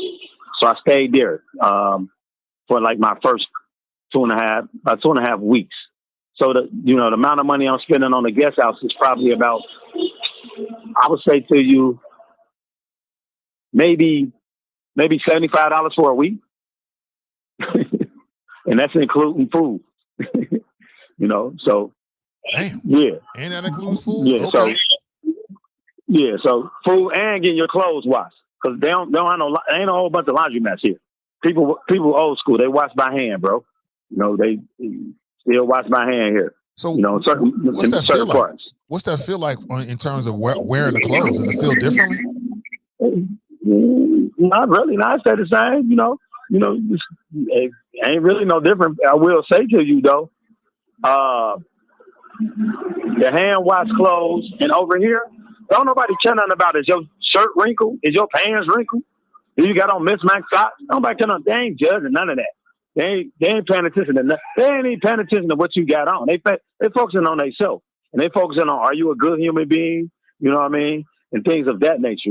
It ain't caring about what you got on, what you rocking, how much ice you got on. Caring about none of that. Now that's stuff, some of the younger people here, they into it, but they don't make that like the major thing. And then, so materialism ain't no major thing, because what you will learn is a lot of what they wear is American clothes that's been shipped over here that's been, passed down. Some people buy brand new stuff, but economically, if you don't go to work, Nate, here, you don't eat. It's like that. and when you come as like, us diasporans coming to the motherland, ain't no job. So you got to come with your entrepreneurial mind, with your creativity. And once you get here, you start seeing so many opportunities. So wearing the clothes, I just put my clothes on, bro, and I came with 2 suitcases, a book bag, a duffel bag and a book bag. That's it. So I've been here since November the 9th. That's how. So those are the only clothes I have. Them only clothes I wear outside of a few items I got, handmade, tailor-made, tailor-made African outfits. But I'm cool. They wash, the clothes get washed, they clean. I go on about my business. I ain't got no time to focus on such a small thing called clothes, because there's many people here they might not, they see them, they don't have no shoes. They wearing the same thing for months at a time. So I ain't about to complain about 2 suitcases full of clothes. I'm happy. I'm at peace. Hey, Brother Nadir, let me ask this, man. Is this your first time in Africa and or Ghana? First time in Africa ever, and in Ghana ever. But it's always been a dream since 1990 to come home. So ever. So it's like straight cold turkey. But tell you, why'd you choose Ghana? Okay, great. Okay, the reason I chose Ghana is a couple of reasons. There's a local reason, and then there's an international reason. So the local reason is Elder Nasi, Nathaniel Nasi. A lot of people will know Elder Nasi. Elder Nasi has been going back and forth to Ghana since like 1999. So I remember when he first had his first container, I donated some stuff to him, but not thinking that I'll be in this reality I am now. So, but over the last 4 years, I've been spending time with him in the summer because he does landscaping. I work with education around the youth. So in the summer, I'm off work. So I work with him, spend time with him. So we connected. And so he's a chief of a village in the western region. I'm in the central region, but he's a chief in the village. So we, began building our relationship. So he was like, that was the place I chose. And then the other reason is Ghana has been very open to us coming home. And not to mention it's West Africa. And it's one of the main places where our ancestors were taken from and brought to the Caribbeans and brought to the States. So, Ghana was open and they said, we want Americans to come. They had the year of return, in 99. So those was kind of the reasons. It wasn't a place where there's a major political strife and civil strife and stuff like that, where we got to worry about moving around and stuff like that. I'm moving around freely, and they know we ain't from there. They know it. They got a sense of who we are. But I'm learning the language, so when they look at me real crazy, I say something. I say apome or etisane, like basically like how you doing? How's your day? When I say that, that knocks down all the little assumptions, and then they show me love from there. You know what I mean? Ain't much different about me. I'm myself, and can really be myself. Where I'm a high energy person, I'm a people's person. I don't got no conflicts over here with that. I'm connecting with it because I want to connect. I want to know. I want to learn. You know what I'm saying? So I chose Ghana because of those reasons. It's a real acceptable environment for us. Not to mention a lot of our ancestors came from this western region. You know what I mean? From this area. Because when people watch my Facebook, I show the beaches. I've shown the castles where our ancestors were taken from. On my birthday, I celebrated my birthday 3 days after I was here, which was the 12th of November. So, my spirit said, go pay homage to your ancestor for your Earth Day. And that was most important to me. You know what I'm saying? And so that's the other thing, too. I'm led by the Most High. Every step I make, the Creator bless me. I'm protected. And the ancestors, they welcome me here. You know what I'm saying? So, I'm rejuvenated. Like one of the areas where I've stayed at, also there's a resort. There's a resort here, Nate, in Elmina. It's owned by a sister named Sister Amatus. And you can go on. All your listeners, go on YouTube and go to One Africa Resort on YouTube. You'll see her whole story. She's from New York, but she has a resort. I'm talking about Plus Resort, Nate. Historically connected, right on the equator, bro, and it's right at the Atlantic Ocean. So it's just, it's a lot of opportunities here. There are some challenges like technology, like last week.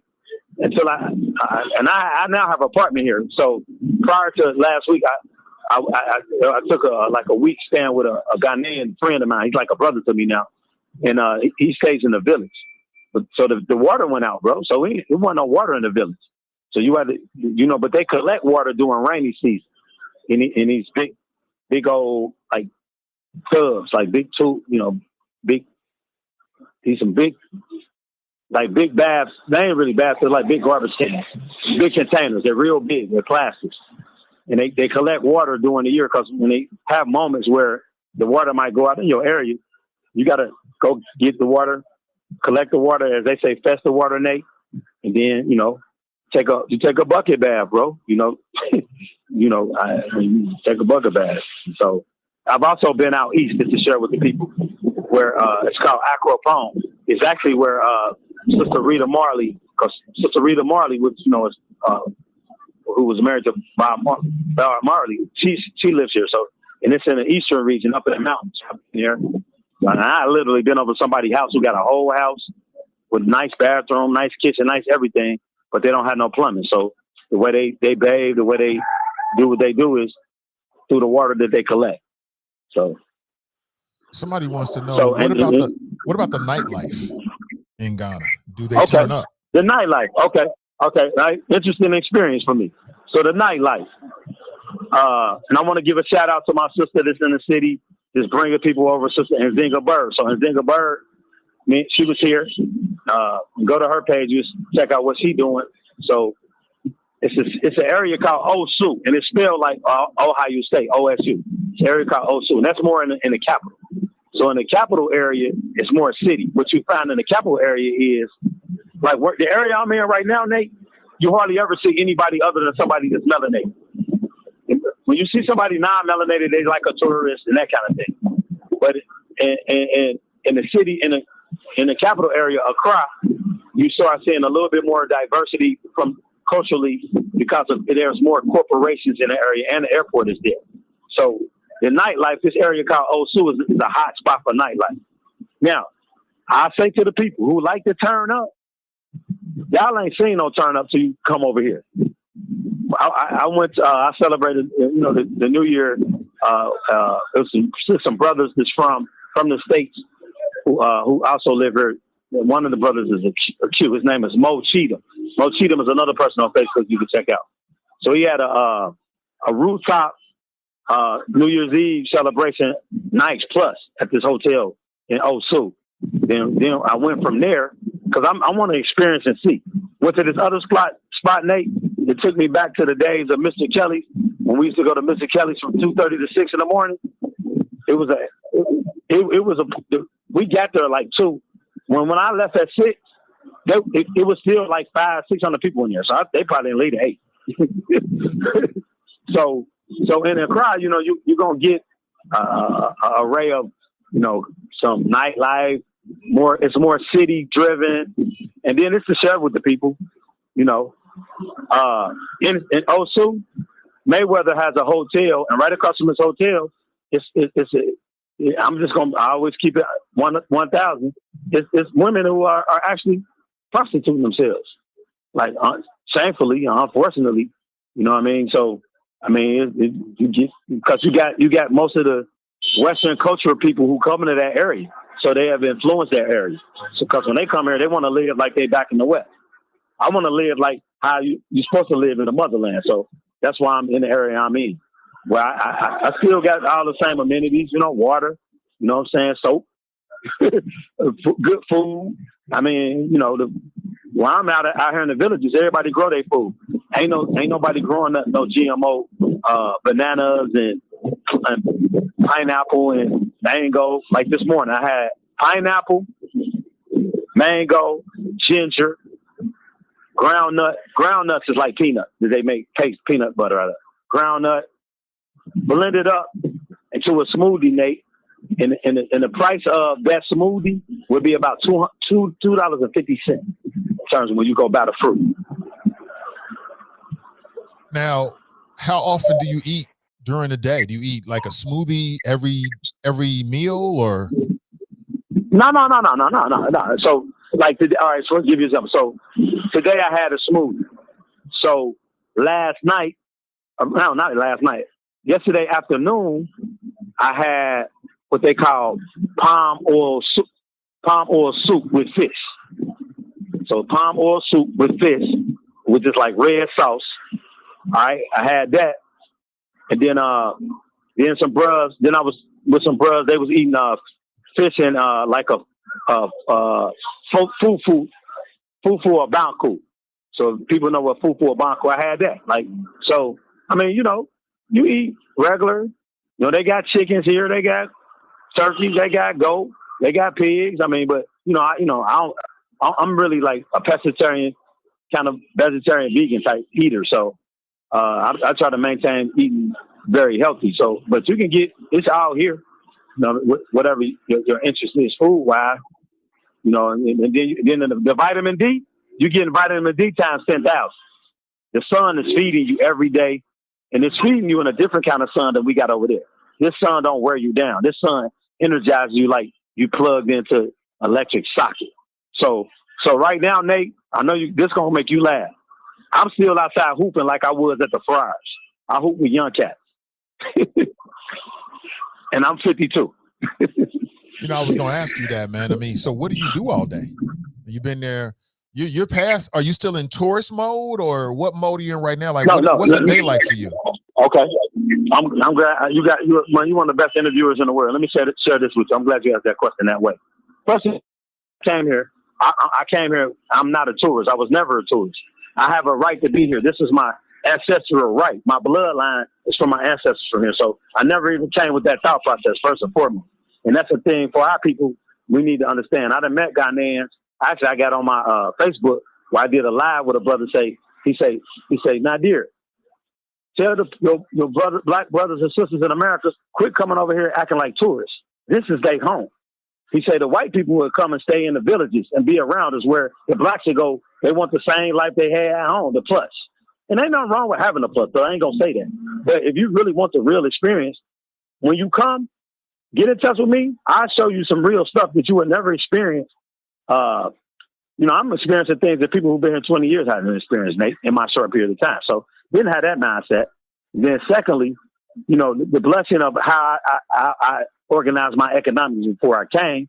So I'm able to live simple but long because of the way I use my money. But now, so I never been in that mode. This home. So the next move I'm moving towards is I'm in the process of getting residency. That's a real critical thing. If you're going to come and live here, that's something you should try to do immediately. Get residency so you don't have to continue to extend your visa. When you extend your visa, it's like 50 CDs. So 50 CDs is like $10. So, but they only really give you like 90 days of extension, but you can get it multiple times, right? So, but if you get the residency, you ain't got to worry about extending your visa and spending that money. So no, I'm over here. So I'm in the process of investing in business. There's, like I said, I just moved in my place. So I'm being very transparent. I don't care. I'm going to share it with the people so they know. Nate, I live in a 1-bedroom. Everything is tile. The outside porch is all tile. The living room is tile. Bathroom is tile. Kitchen is tile. All tile. All nice. It's a new apartment, 1-bedroom, roomy. I'm literally and over here they like to rent you apartments for somewhere normally like 6 months or a year or sometimes 2 years. So I rented this apartment for 2 years. Okay, this apartment I rented, I didn't spend under $1,200 for 2 years in American money. You do the math. Sounds like Airbnb. Keep that when you come back. Now they got Airbnbs over here too, so I'm glad you said that. But let me share. Here's another point. Where I stay, the lady who owns the place is a lady who owns the place. So last night when I was coming from where I was coming to the house. She was like, "You hungry?" I said, "Sure." She was like, "Come." So I had some more palm nut soup with fish with a rice bowl. It's kind of like rice in a bowl, like in like a ball, rice ball. Have that for dinner. But you family, once they just like the Southern way, once you family, brother, take care of it. They ain't really like so you have those kind of, realities here, you know what I mean? But you ain't gonna get that reality if you stay in the plus areas in the condos and all that. You ain't gonna get that. You gotta come here. Like on my birthday, the morning of my birthday, I was walking in Elmina going towards the beach, and I ended up running to the 75-year-old elder. It took me on an African history Elmina neighborhood tour. The tour you won't get just by going to the couch. Took me all through the neighborhood for 2.5 hours, 75 years old, and showing me all the historical places where ancestors were being held, the whole 9 yards. So, this is what I have. And then if I want to go get some city life or city experience, I've been able to have the balance of both. And I'm moving around. Like, I'm going to go to the north. God willing, as many places I can. And, you're driving distance from like Togo, Benin, Cote d'Ivoire, because Togo and Benin and the Cote d'Ivoire, they're like on their borders on each side. But just living. So that's what I do. Working on my game plan for my organization. So I'm in the process of I'll be registering an organization real soon where we are focused on. I have a school wants me to build a basketball court and a volleyball court. So I'm gonna do that. And then I'm also, like I said, I'm training young people in a real, you know, I had never thought about it this way, so I'm talking to you all. But I'm basically going to create like a Friars Club concept in the motherland. Build up these youth. Like, they like basketball, but it's not been a lot of people who bring it to them. It's coming. It's a park here. Well, I can take you to the park and they balling. They can hoop. It's some young people here that I can bring to America that can play college ball. But they don't get those opportunities. It's very tough for Ghanaians to come to America. They make it very tough. They won't look at your bank account. It's a lot of challenges in those arenas. You know what I mean? You know, but the beauty of this, if our people come home, and I'm saying, and I say this to the people, if you say your ancestors came from the motherland, you never stepped foot in the motherland, it ain't cool. I'm gonna just be nice. That ain't even cool. If this the motherland, you say you come here. Even if you just come and visit, come in and invest. There's ways to invest, and I know ways you invest. Very simple. It's a lot of things that they need here that we know about that we can bring here. Then, you know, there's a lot of things here, Nate, like the beauty here, Nate, they fix everything, bro. You could be driving down the road, get a flat tire. If somebody can come over and fix your tire, and it's a shop in the area. And where I'm sitting at, the area I'm sitting in, it's like a highway. It's like a 2-lane highway that goes to, there's a major port, a port called Takoradi. So from the capital to Takoradi, it's like one straight shot. You know what I'm saying? But you're going to go through many villages along that way. So, but yeah, they fix everything, bro. Everything. Hey, Nadir, I got some questions from the audience. Somebody wants to know, what about COVID? What about COVID? Has COVID touched where you are in Ghana, and how has it changed the experience, or have you had to deal with it? Okay, so COVID. All right, so in COVID, so the more dense areas, more crowded areas like Accra, which is the capital where you got people flying in and all of that. With the COVID, the whole rule with COVID here is like when I first got here, wasn't nobody wearing no mask. We weren't wearing no mask. But right after the election here, they started pushing the whole COVID thing again. But I think they only had about 500 deaths since COVID from the beginning. For the most part, in the area out here, which is more like what you would say rural or village-like, they wear the mask when necessary. Like, because when you go, like, there's like police barriers you stop at. Right now they on high COVID protocol. So police gonna check the vans, the public transportation, see if you have on your mask. But ain't nobody really, the COVID ain't big for real here. And then so like, but when you in the more city area, like in the more capital area like Accra, you'll see more people wearing a mask, and they have you on protocol. Any store you go into, whether you out here where I'm at, any place like stores, banks like that, they're going to have you wash your hands. They're going to take your temperature. You're going to put the mask on. They're going to make sure it's above your nose. You go in there, conduct business. Once you come out, you know, you take it off. You know, ain't nobody really pushing at you hard about the mask unless you're in certain areas. Like, I know, like the clubs, recently, the police was going checking clubs, so certain clubs was trying to ignore it, and they was arresting people, bro. Like, straight up arresting people, shutting the spot down because they weren't following protocol. But overall, it ain't really heavy. You know what I'm saying?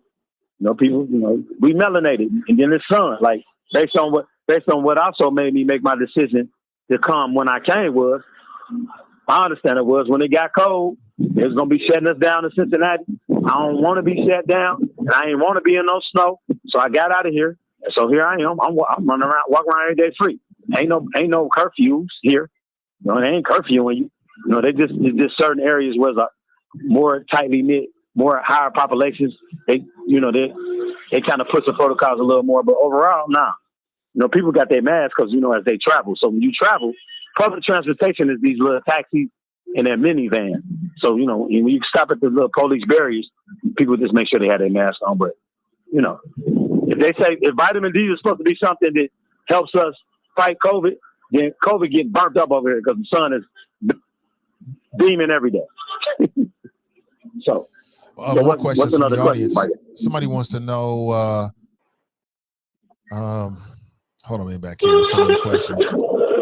Somebody wants to know, are you coming back or are you at home now? I'm going to say it again.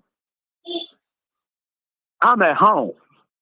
However, when I come back, this is something I had already thought about in my first 30 days, Nate. Like, when I'm blessed to come back, I'm coming back and I'm visiting.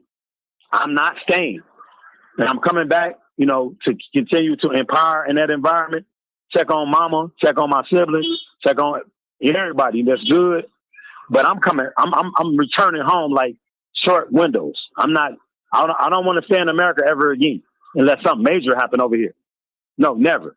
Wow. No. You said why? Why do you feel that way, brother? Okay. Because the life I'm experiencing, the freedom, I'm in heaven. Bro, it's peaceful. It's lovable over here. I'm in the motherland. I'm growing at a whole nother place, bro. It's good here. You know what I'm saying? It's simple. Not that it ain't simple in America, but ain't nobody shoot nobody, Nate. Every now and then you see some arguing, but it's good, bro. Even with the less resources, but it's the richest continent in the world. The only thing Africa needs is African Americans who was taken and placed over there in this Caribbean people to come back here and rebuild this whole thing like Akon. We have Wakanda everywhere. What we have, but what these people have here, bro, they lovable, man. With less, they work hard. I love it here, man. That's why I'm cool. Unless it's like a major war or something, civil war or something. No, I love my family. I love you. I love my people. But this is my divine destiny to be here, bro. This ain't just me coming here. It's divine. And I'm gonna share this with you. My second day, I met this gentleman at this university down the road. He was reading the Bible, intrigued. So I asked him, what are you reading? So this is my second day. So my second day would be November the 10th. Okay? No, there would be November the 11th. So I say, what you reading? He said, I'm reading James 8, 3, and 4. Now I'm being metaphorical and I'm being spiritual at the same time with this point. James 8, 3, and 4. So what's 8, 3, and 4 for Nadir? AKA Wimpy Woods, right? 8 and 3 is 11. I was born on the 11th month. 8 and 4 is the 12th, which was the next day of my birthday. Divine. I got a name here, Nate, from connecting with the youth, being myself. So the other thing, when I went to Cape Coast Castle on my birthday, I saw a basketball court, Nate. I jumped out the taxi. They had like 100 kids. This Europeans was doing this basketball camp, but they was taking a break. I jumped out the taxi and put on a ball handling show. Kids fell in love. This European girl who was running the camp asked me, do you want to play one-on-one? Now, I'm on my way to pay my homage to the ancestors. But she said, we can go to 3. I said, cool. I ain't about to lose it. I wouldn't have lost to Michael Jordan in that moment. I wouldn't have lost to nobody in that moment, bro.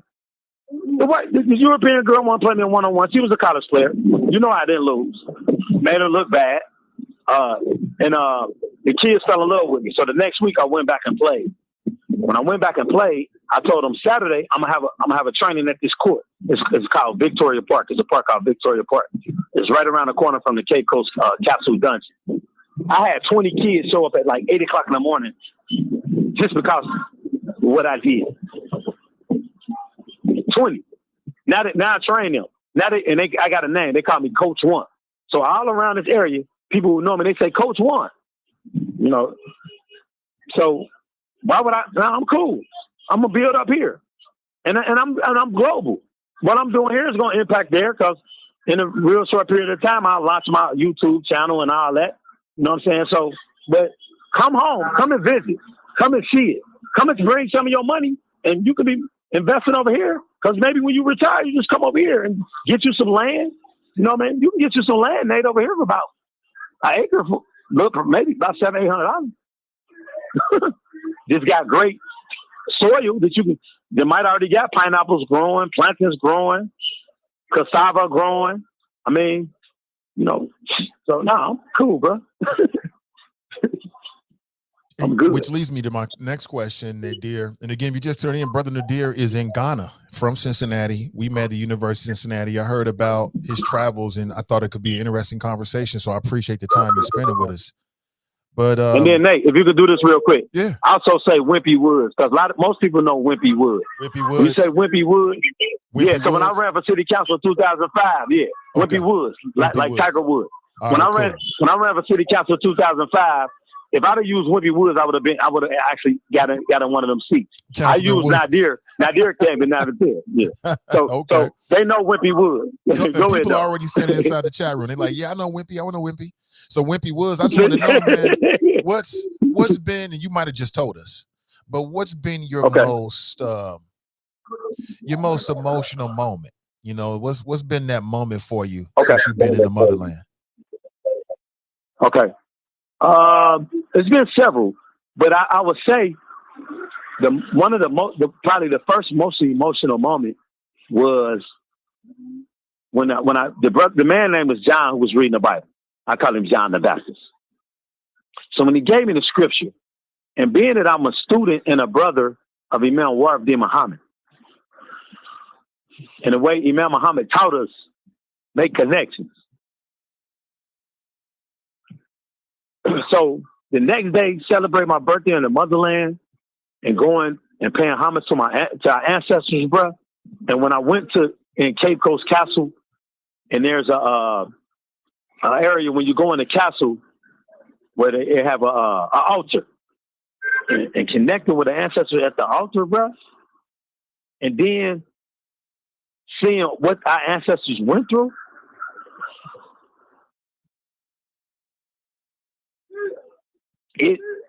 It's mandatory that we experience it.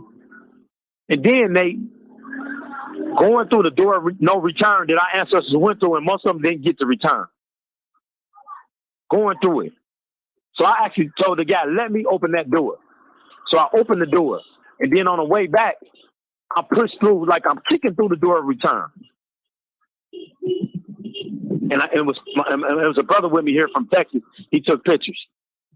So that was it. And that same day, earlier that day, walking with the elder who took me around and showed me these historical places. So that was emotional. And it's divine. And then seeing youth and getting out on the basketball court, just being me. Being a person who Nadir means dear, rare, uncommon, unique. I'm different. I'm out of the box. My energy a lot of times in Cincinnati has been misconstrued. They don't understand it because people are afraid to be alive. I ain't afraid to be alive. I'm Abraham, Isaac, Jacob Swanson, the 12th grandson.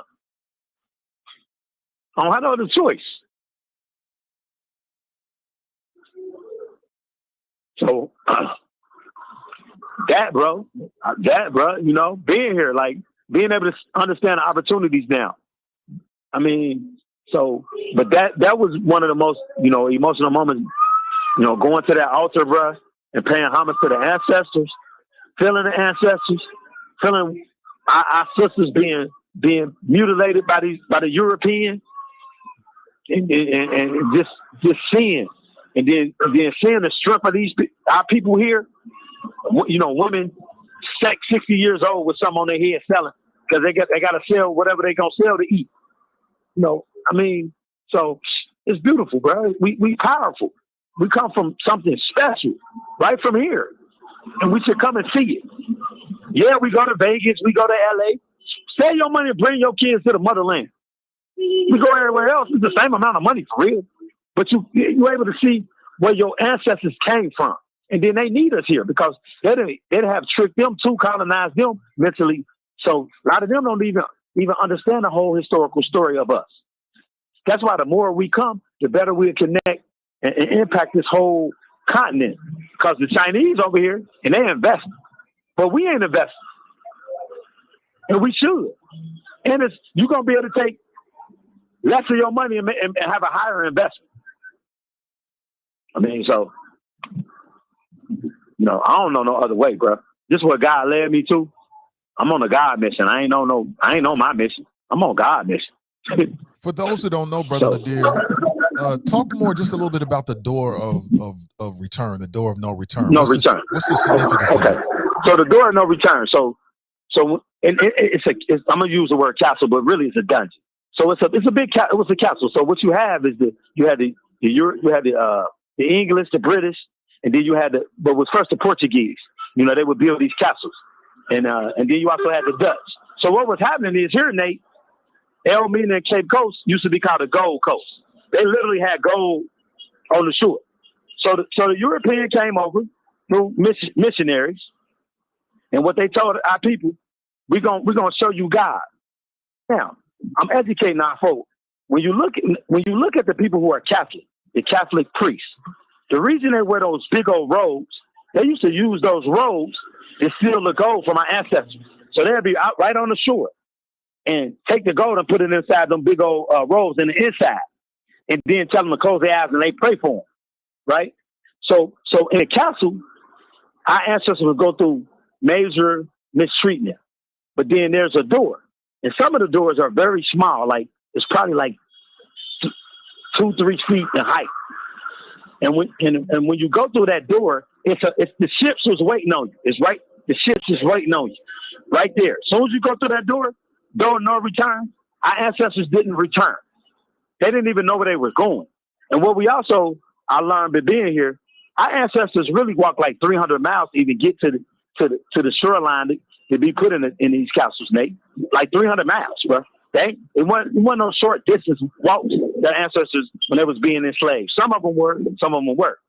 But the door of no return, you didn't return. Our ancestors didn't return when they went through that door. They got placed on the ships, shackled on the ships, like in the movie Roots, took off to the Americas and to the Caribbean. You know, so it's important to come back through the door. Sankofa means to return and retrieve. So I'm Sankofaing, bro. I've come and I'm returning. I'm retrieving something that I would never experience reading the books of history. You got to put your boots on this ground. Come and put your boots on this ground, and we can impact. It's so much land here, bro. People can just leave the states who don't want to be there and come over and build their own whole area. It's vast, bro. It's the richest place. It's heaven, brother. You know, this heaven. This is Zion. When we listen to reggae, when they talk about Zion, this is Zion, brother. This heaven. When we look at the old Negro spirituals and they talk about come back, this here. I'm in it. I'm living it. I'm loving it. So, yeah, come and see the experience. Come and touch your ancestors. Come and feel what we went through so you understand. And then you understand the power of who you are. And we connected to the celestial body. So it's what we're supposed to do. You know? So, hey. And here's another thing. There are some that's elected to come, and then there's some that's elected. We already know what happens with elections. All you do is look at what happened in America with the election. This is a selection by the Most High. It's really the ancestors have been praying for us to come back. So you need to come back. Somebody wants to know, what's the difference in the kids versus American kids? Oh, great question. I'm going to give you an example. When I meet these kids and I'm training them, they take my number. They check on me every day like you know, I'm like they've been knowing me all their life. How you doing, coach? You okay? They're respectful. They hard working. They play like our kids, but you know they honor people in leadership. So like I'm a coach, so I'm seeing like very important. The people that's teachers, they respectful. Yeah, you know, you got some just knuckleheads, but the majority of them ain't knuckleheads. They're very respectful kids. They don't have as much as our kids, bro. They don't. Like let me tell you this. If I was able to take 20 youth and bring them over to America, to Cincinnati, during the wintertime, this winter blast you just had, them cats would have made $1,000 because they wouldn't have had no problem going out there shoveling no snow. And they would have shoveled for like 8 hours. They respectful, man. They hard working. They don't have much. So they won't. So they're willing to go try to get as much as they can because it's not much. It's not a lot of. They don't have a lot of resources for the kids. But systematically, it's the colonization has been influenced here too, bro. But they're mannerable, you know. They hard working, you know, and they learn early. You know, they learn to work hard early. So, you know, ain't nobody, you know, they ain't talking back to no parents. It's yes, ma'am, no, ma'am. If you tell, and Nate, I could tell a kid, like right now where I'm sitting, I could tell a kid, like, go get me some water from that store. He don't even know me, but he'll go get it. Won't ask no question. You know, so, you know, the difference, the kids, I would say they're similar to how we were. You know, those who was raised in the 60s, the 70s, 50s, 60s, 70s. They like how we were. You know what I'm saying? But then, you know, they got some of them this modernized influence. Some of them got the westernized. So, but overall, the kids, I mean, and they create stuff, Nate. Like, they don't got no whole lot of stuff. Like, ain't no rec centers here, bro. They go outside and make something happen. They make a game. You know what I mean? I was walking in the village one day, and these kids, little boys, they was under 11 years old. Two little boys. They had a wall in front of them. And you know how we used to pitch the penny to the wall, to who the closest? They was doing something with tops, with pop tops, like water bottles of water tops. They had a game where and they put one top over the other. And you try like in checkers where you say kings. They try to knock the top down. Like, they creative, they innovative, brother. The kids is good, man. And so I've been blessed. This originally from Detroit. Her mother opened up a school in 2014 here, but her mother passed. So if you look on my page, you see me outside with some youth doing gym time. So I've been helping her gym teacher come up, you know, giving me more ideas of how to, you know, do programming with you as a gym teacher. So, you know, I do that. And then I'm also in school, Nate. I go to a primary school. It's a Muslim school. But I go to this primary school once a week so I can learn the language of Fanti. And so the kids love me. Like, so next week, I'm going to do, you'll see it live. And I make announcements so the people watch it. Like, so. Uh-oh, the brother just dropped off. He must have hit the button, y'all. That was not me. You know, I was in the middle of the conversation here. Hopefully he'll realize and give us a call right back. Yeah, we was talking with brother Nadir, Nadir. And hopefully he realizes it because he might be in a flow right now. Hold on. Okay, here you be getting a call back. All right, brother, you back on. Yeah, that's modern tech. Now that's another thing. The technology here, sometimes the lights go out, bro. Sometimes the internet be down. I mean, these are some of the things you go deal with. Like this. Yeah. Can you hear me? Yeah, we can't hear you. We can't hear you. Yep. Okay. Just so that's an example of what happens. Like, sometimes technology just go out. Might be a couple hours. Might be out. Power might go out. Like on my birthday, the night of my birthday, when I stayed at One Africa resort, the power went out about 1 o'clock in the morning. It didn't come on until probably 7 o'clock in the morning. I mean, just what it is. Like, somebody wants to know. Nobody lose. They cool. They just. Somebody wants to know, what's the political structure like over where in Ghana where you are? Now the political structure, that's the issue. That's our issue all over the continent. The politics, man. Like, the politics is deep. Like, you know what I'm saying? And this was deep. So what happened with Coke 45 with that whole melee? When they had the election here, their parliamentary, with some of the Ghanaian parliamentary people, the two different parties, Democrat, you know, they got their concept of democracy here. They was in there kind of like arguing and fighting. Like, it was some silly stuff, bro. So some of the political, that's the issue. The political issue here is, it ain't cool because they don't really take care of their people. I'm just gonna be honest. They don't. You know what I'm saying? That's the unfortunate thing. And see over here, we got a different mindset because in America, you know, the freedom of speech and things of that nature, we kind of ain't too afraid to mobilize and speak out.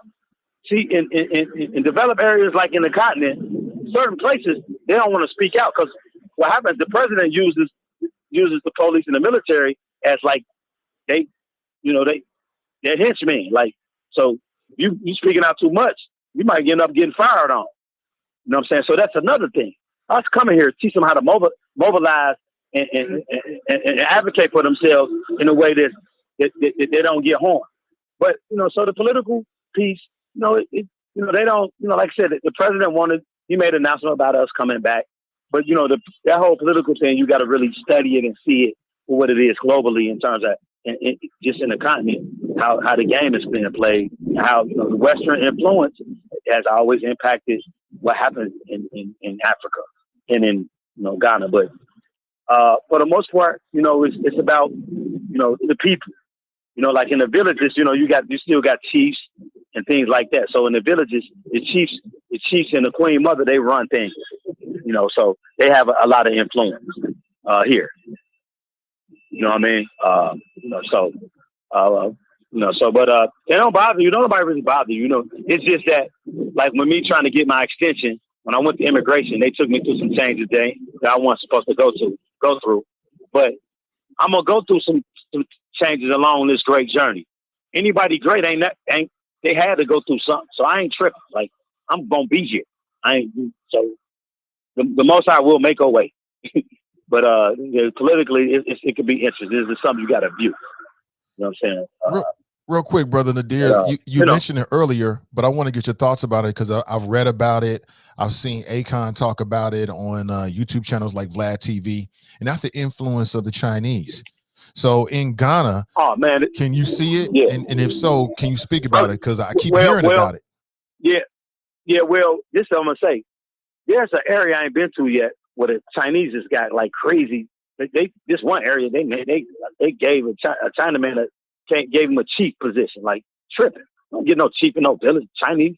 But yeah, I'm gonna tell you why I seen the influence here in Elmina, down on the shore of the Atlantic Ocean, not too far from the Elmina Castle Dungeon. They have a Chinese fish market. So the Chinese, now the fish market, Nate, the fishermen they're out on the Atlantic Ocean. I'm talking about way out there with wooden timber that they make into boats. Okay, and they cold with fishing. But then some of them they got some kind of partnership with these Chinese where Chinese buy the fish. But then the Chinese then sell the fish to some Africans in another part of Ghana, like it's another part of Ghana in Kumasi.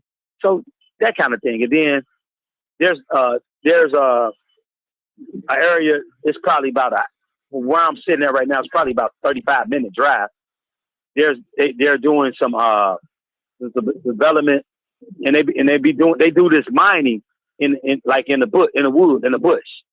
So they do some illegal mining. I ain't physically seen it, but what I did see, because they do this illegal mining, it's this body of water that looks like red mud, and it's bad because of the illegal mining that these Chinese do. But they're able to do it because they throw the money out to the people, and it's a trick off move. And what I say to you, Nate, what it's connected to, if we go back to our history, see, we always had some kind of slavery all over the world. Well, it was village wars. It's just like hood wars, like Avondale against Pine Hill against Kennedy Heights. Okay, so let me use that example. So let's say Avondale, they got a chief. Pine Hill got a chief. So here come the Chinese. They're gonna give the more money to the people in Pine Hill. So what they want them to do is go kidnap all the strong people in Avondale. You know what I'm saying? And then that's how we got sold off that concept. Same thing. So what happens is you got these cats who would take, governmental level and even in some villages where they'd take the money and then let the Chinese come in and do whatever they want to do, which ain't cool. You know what I'm saying? Like even it's an area called Timor. Timor is another port. In Timor, nice place. It's nice. It's developing beautifully. But they got a basketball court called the Chinese basketball court. Because the Chinese put money and built the court. Crazy. So the thing is, get them out of here. But you got to get I kind of mindset them to understand. Like a lot of them understand it, but they don't know how to really get rid of it. You know what I mean? I just told them to quit spending money with them. I said you could never go to China and put an African store in China. That's another thing. Oh yeah, they got a mall here, Nate. 2 malls in the capital area. It's called a Chinese mall, bro. That's like, can you imagine? And it's like a 3-story, 2-story, big old store, like an IKEA type store, Chinese mall. So I went with some American I met from here. I went with her. I was in that 10 minutes. I got sick. I said, I ain't finna give these Chinese no money in Africa. I said, that's contradictory. That's like committing suicide Right. to me. I'm gonna get them. I'm That's gonna crazy. get some. I I'm gonna feel you, send brother. Chinese money in Africa. I ain't about to do that. Get out of here. I ain't spending. I'd rather get. I'd rather eat grass than get them anything. But the other part of it is what's needed is us, and that's at home too. Is development, production, those things, right? We got the ability on the phone, but let me say this real quick, Nate. It's a brother who took the husk of coconuts and he made charcoal. So it's out. You could take plastic and make fuel. So and that's a big thing here. Sanitation is bad here, but they throw everything on the ground. So, but these are the things how we can come and impact. You know what I'm saying? I got an idea. I ain't gonna put it out yet, but I say it this way. There's a reason I want to come home, and I want to meet with Jerry Wilkins, and the people at the city. It's something it's a way that we can impact over here. But Jerry Wilkins is one of the main people I want to meet with. So I'm throwing Jerry Wilkins. I'm throwing his name out. But it's the stuff we could do over here, bro. And if it's cats over there that's working in sanitation, they need to holler at me because this is stuff that can happen over here that they can benefit from. You know what I mean? So yeah, man. It happened again. He just hung up again. Was not me. And it's 10 a.m. So we're near the end of the show. Man, that's been a great conversation. I hope the brother calls back so we can finish it off. I don't really have any more questions. I'm going to round out the show at this point. But again, I did not hang up on Brother Nadir because I thought the conversation was absolutely fascinating. All right. He may give us a call back. But before we roll out of here, I want to remind you about today's sponsor. Today's show is being sponsored by the Wellburn Group. All right. The Wellburn Team Wellburn at thewellburnexperience.com. Check out this commercial break and we'll be right back. It's that Wellborn experience. The Wellborn experience. Experience. It's that Wellborn experience. Yeah, the Wellborn experience. That Wellborn experience. Experience. Tell us what you need. That's the question we start with. We specialize selling condos, houses, apartments. Make sure that you're happy with your residence. Keep it real, no filter. Otis, the realtor from the nattiest heaven sent. It's the Wellborn experience. Ain't nothing like it. Every time he talk to his client, he's so excited just knowing he able to put them in a place to lay their head. Not focusing on his profits, but on the client instead. Right. He keeps it so professional and from his conversation. You can tell he studies before sharing information. Educated, motivated, ain't nobody better. Who's willing to walk you through every step to relieve the pressure? Yeah, and just so you know it's real, you get a special personalized rug once he closes the deal. So go and call him up so he can get you live. 513-252-1055. Again, that's 513-252-1055.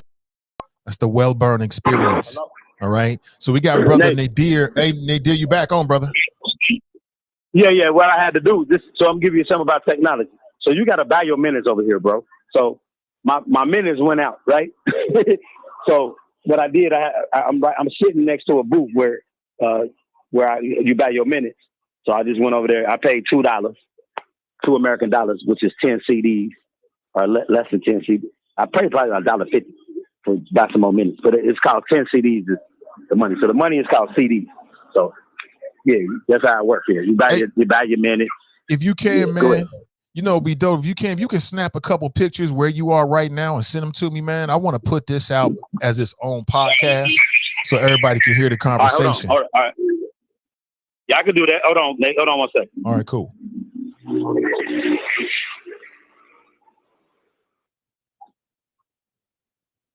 want me to put it on Facebook? No, just send them. You either way, man. But I want you to send them to me, and I'm gonna use them as cover art for the podcast. Oh, later on. You talking about later on? Send them to you. Well, I mean, you can send it to me within the next hour. That'd be great. Oh yeah, I can send it to you the next hour. Yeah, I seen a whole bunch of pictures. Okay, yeah. No problem. Yeah, some pictures of you right now, man. That way, when I put up the podcast, people can have that visual. All right. I'm taking a selfie of me right now. Okay, And then I'm cool. gonna take a selfie by the people. I'm Cool. gonna take a selfie by the people right now. So you can see, like, All right, that'll be dope, man. Hey, like what it Nadir, is. I appreciate your time, brother. I got to make a move, man.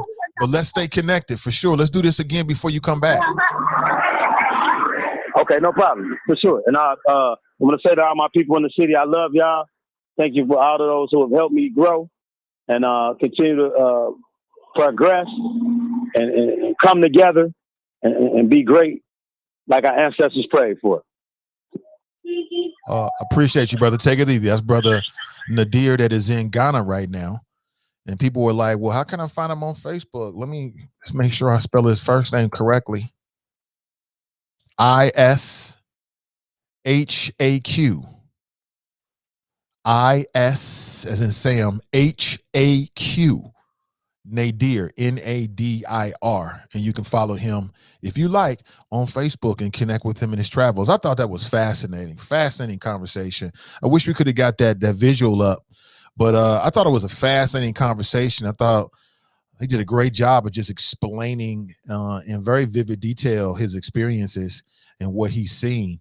Quite interesting, man. Like, I think I'm like a lot of African Americans. Like, I have that burning desire in me to go to the continent of Africa and not just go to the tourist traps, but, you know, be with the people, immerse yourself in the culture, eat the food, live the life, you know, do what they do to get a sense of that history. I don't know how it would in fact impact me.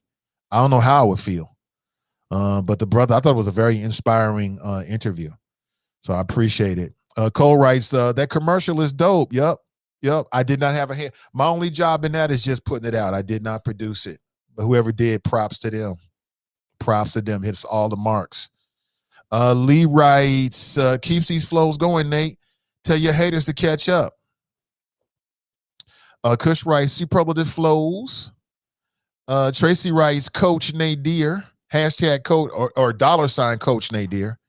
Is that his Cash App?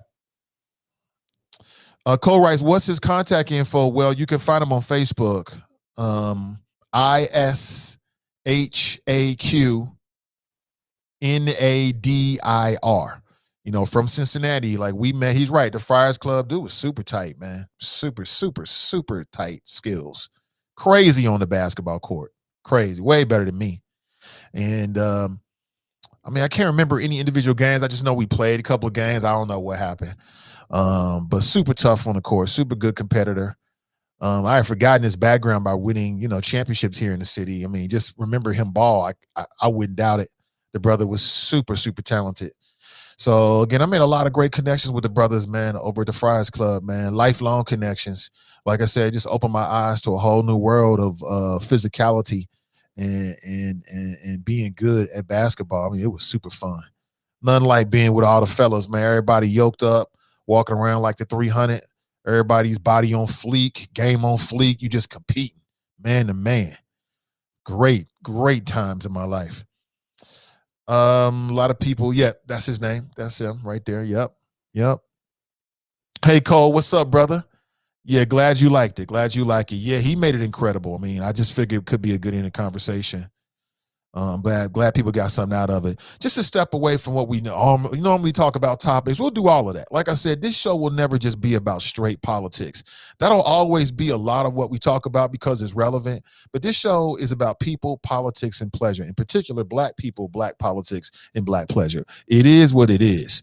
You know what I'm saying? It is what it is, and we are where we are. So I want to give you a heads up. Later today, 1 p.m., Midday Juice with Ask Ashley. Of course, she's on at 1 p.m. on Tuesdays and Thursdays. Got a brand new podcast called Melanin Insights, and you're going to hear the audio podcast coming up very, very soon. All right. They've got a Facebook page up as well. Check them out on their page. We'll be streaming live to CDM's page, and then we'll be posting it on several places after that. Oh, okay. Nadir just tagged me in a post. He just took a photograph maybe and posted me. So what I'm going to do is, I thought it was such a dope interview all by itself, is I'll just make it its own interview. I may add a little something to it, a little flair to it, make so it looks interesting, visually appealing online, and then put it out there so people could just hear that conversation. What was it, about an hour or so? So yeah, that's a good little time. I might even break it up into 2 parts so people can hear it and get something from it, hopefully. But what do you think? I see a lot of people saying good things about the interview. Great, good. I meant to ask if you can carry a gun. Oh, that is a good question. There's a good question. And I'm interested. I don't know.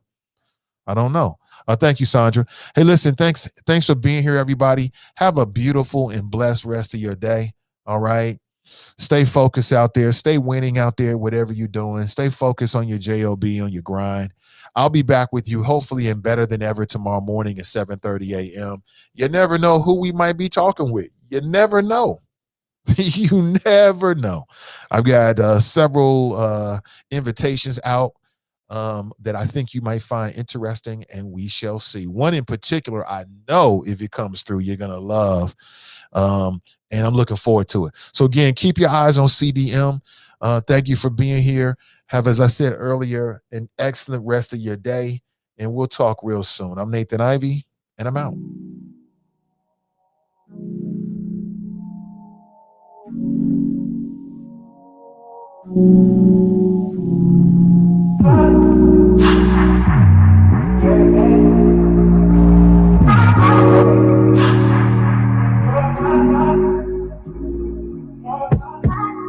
Told you so extra, but I know I'm the same. Yeah. Love me in spite of my trauma. Give me what I need instead of the drama. Cause when it pop off, it's like, oh my, all good all day, but the night we be going so hard on the flip side. So tell me what we on a day, babe. I could keep that same energy. When you go low, I go low too. But you'd rather stay high, I know you. Can we stay high, babe? I'd rather be on that way. Tryna control our emotions. If we on a right side of passion, we could share love in the ocean. But if you wanna go insane either way, baby, we could go all night. We could do it all night. We could go all night, all night. Do we heal, do we bleed? I'ma follow your lead, but we could go all night. Now all of my calls go to voicemail. I block you so I don't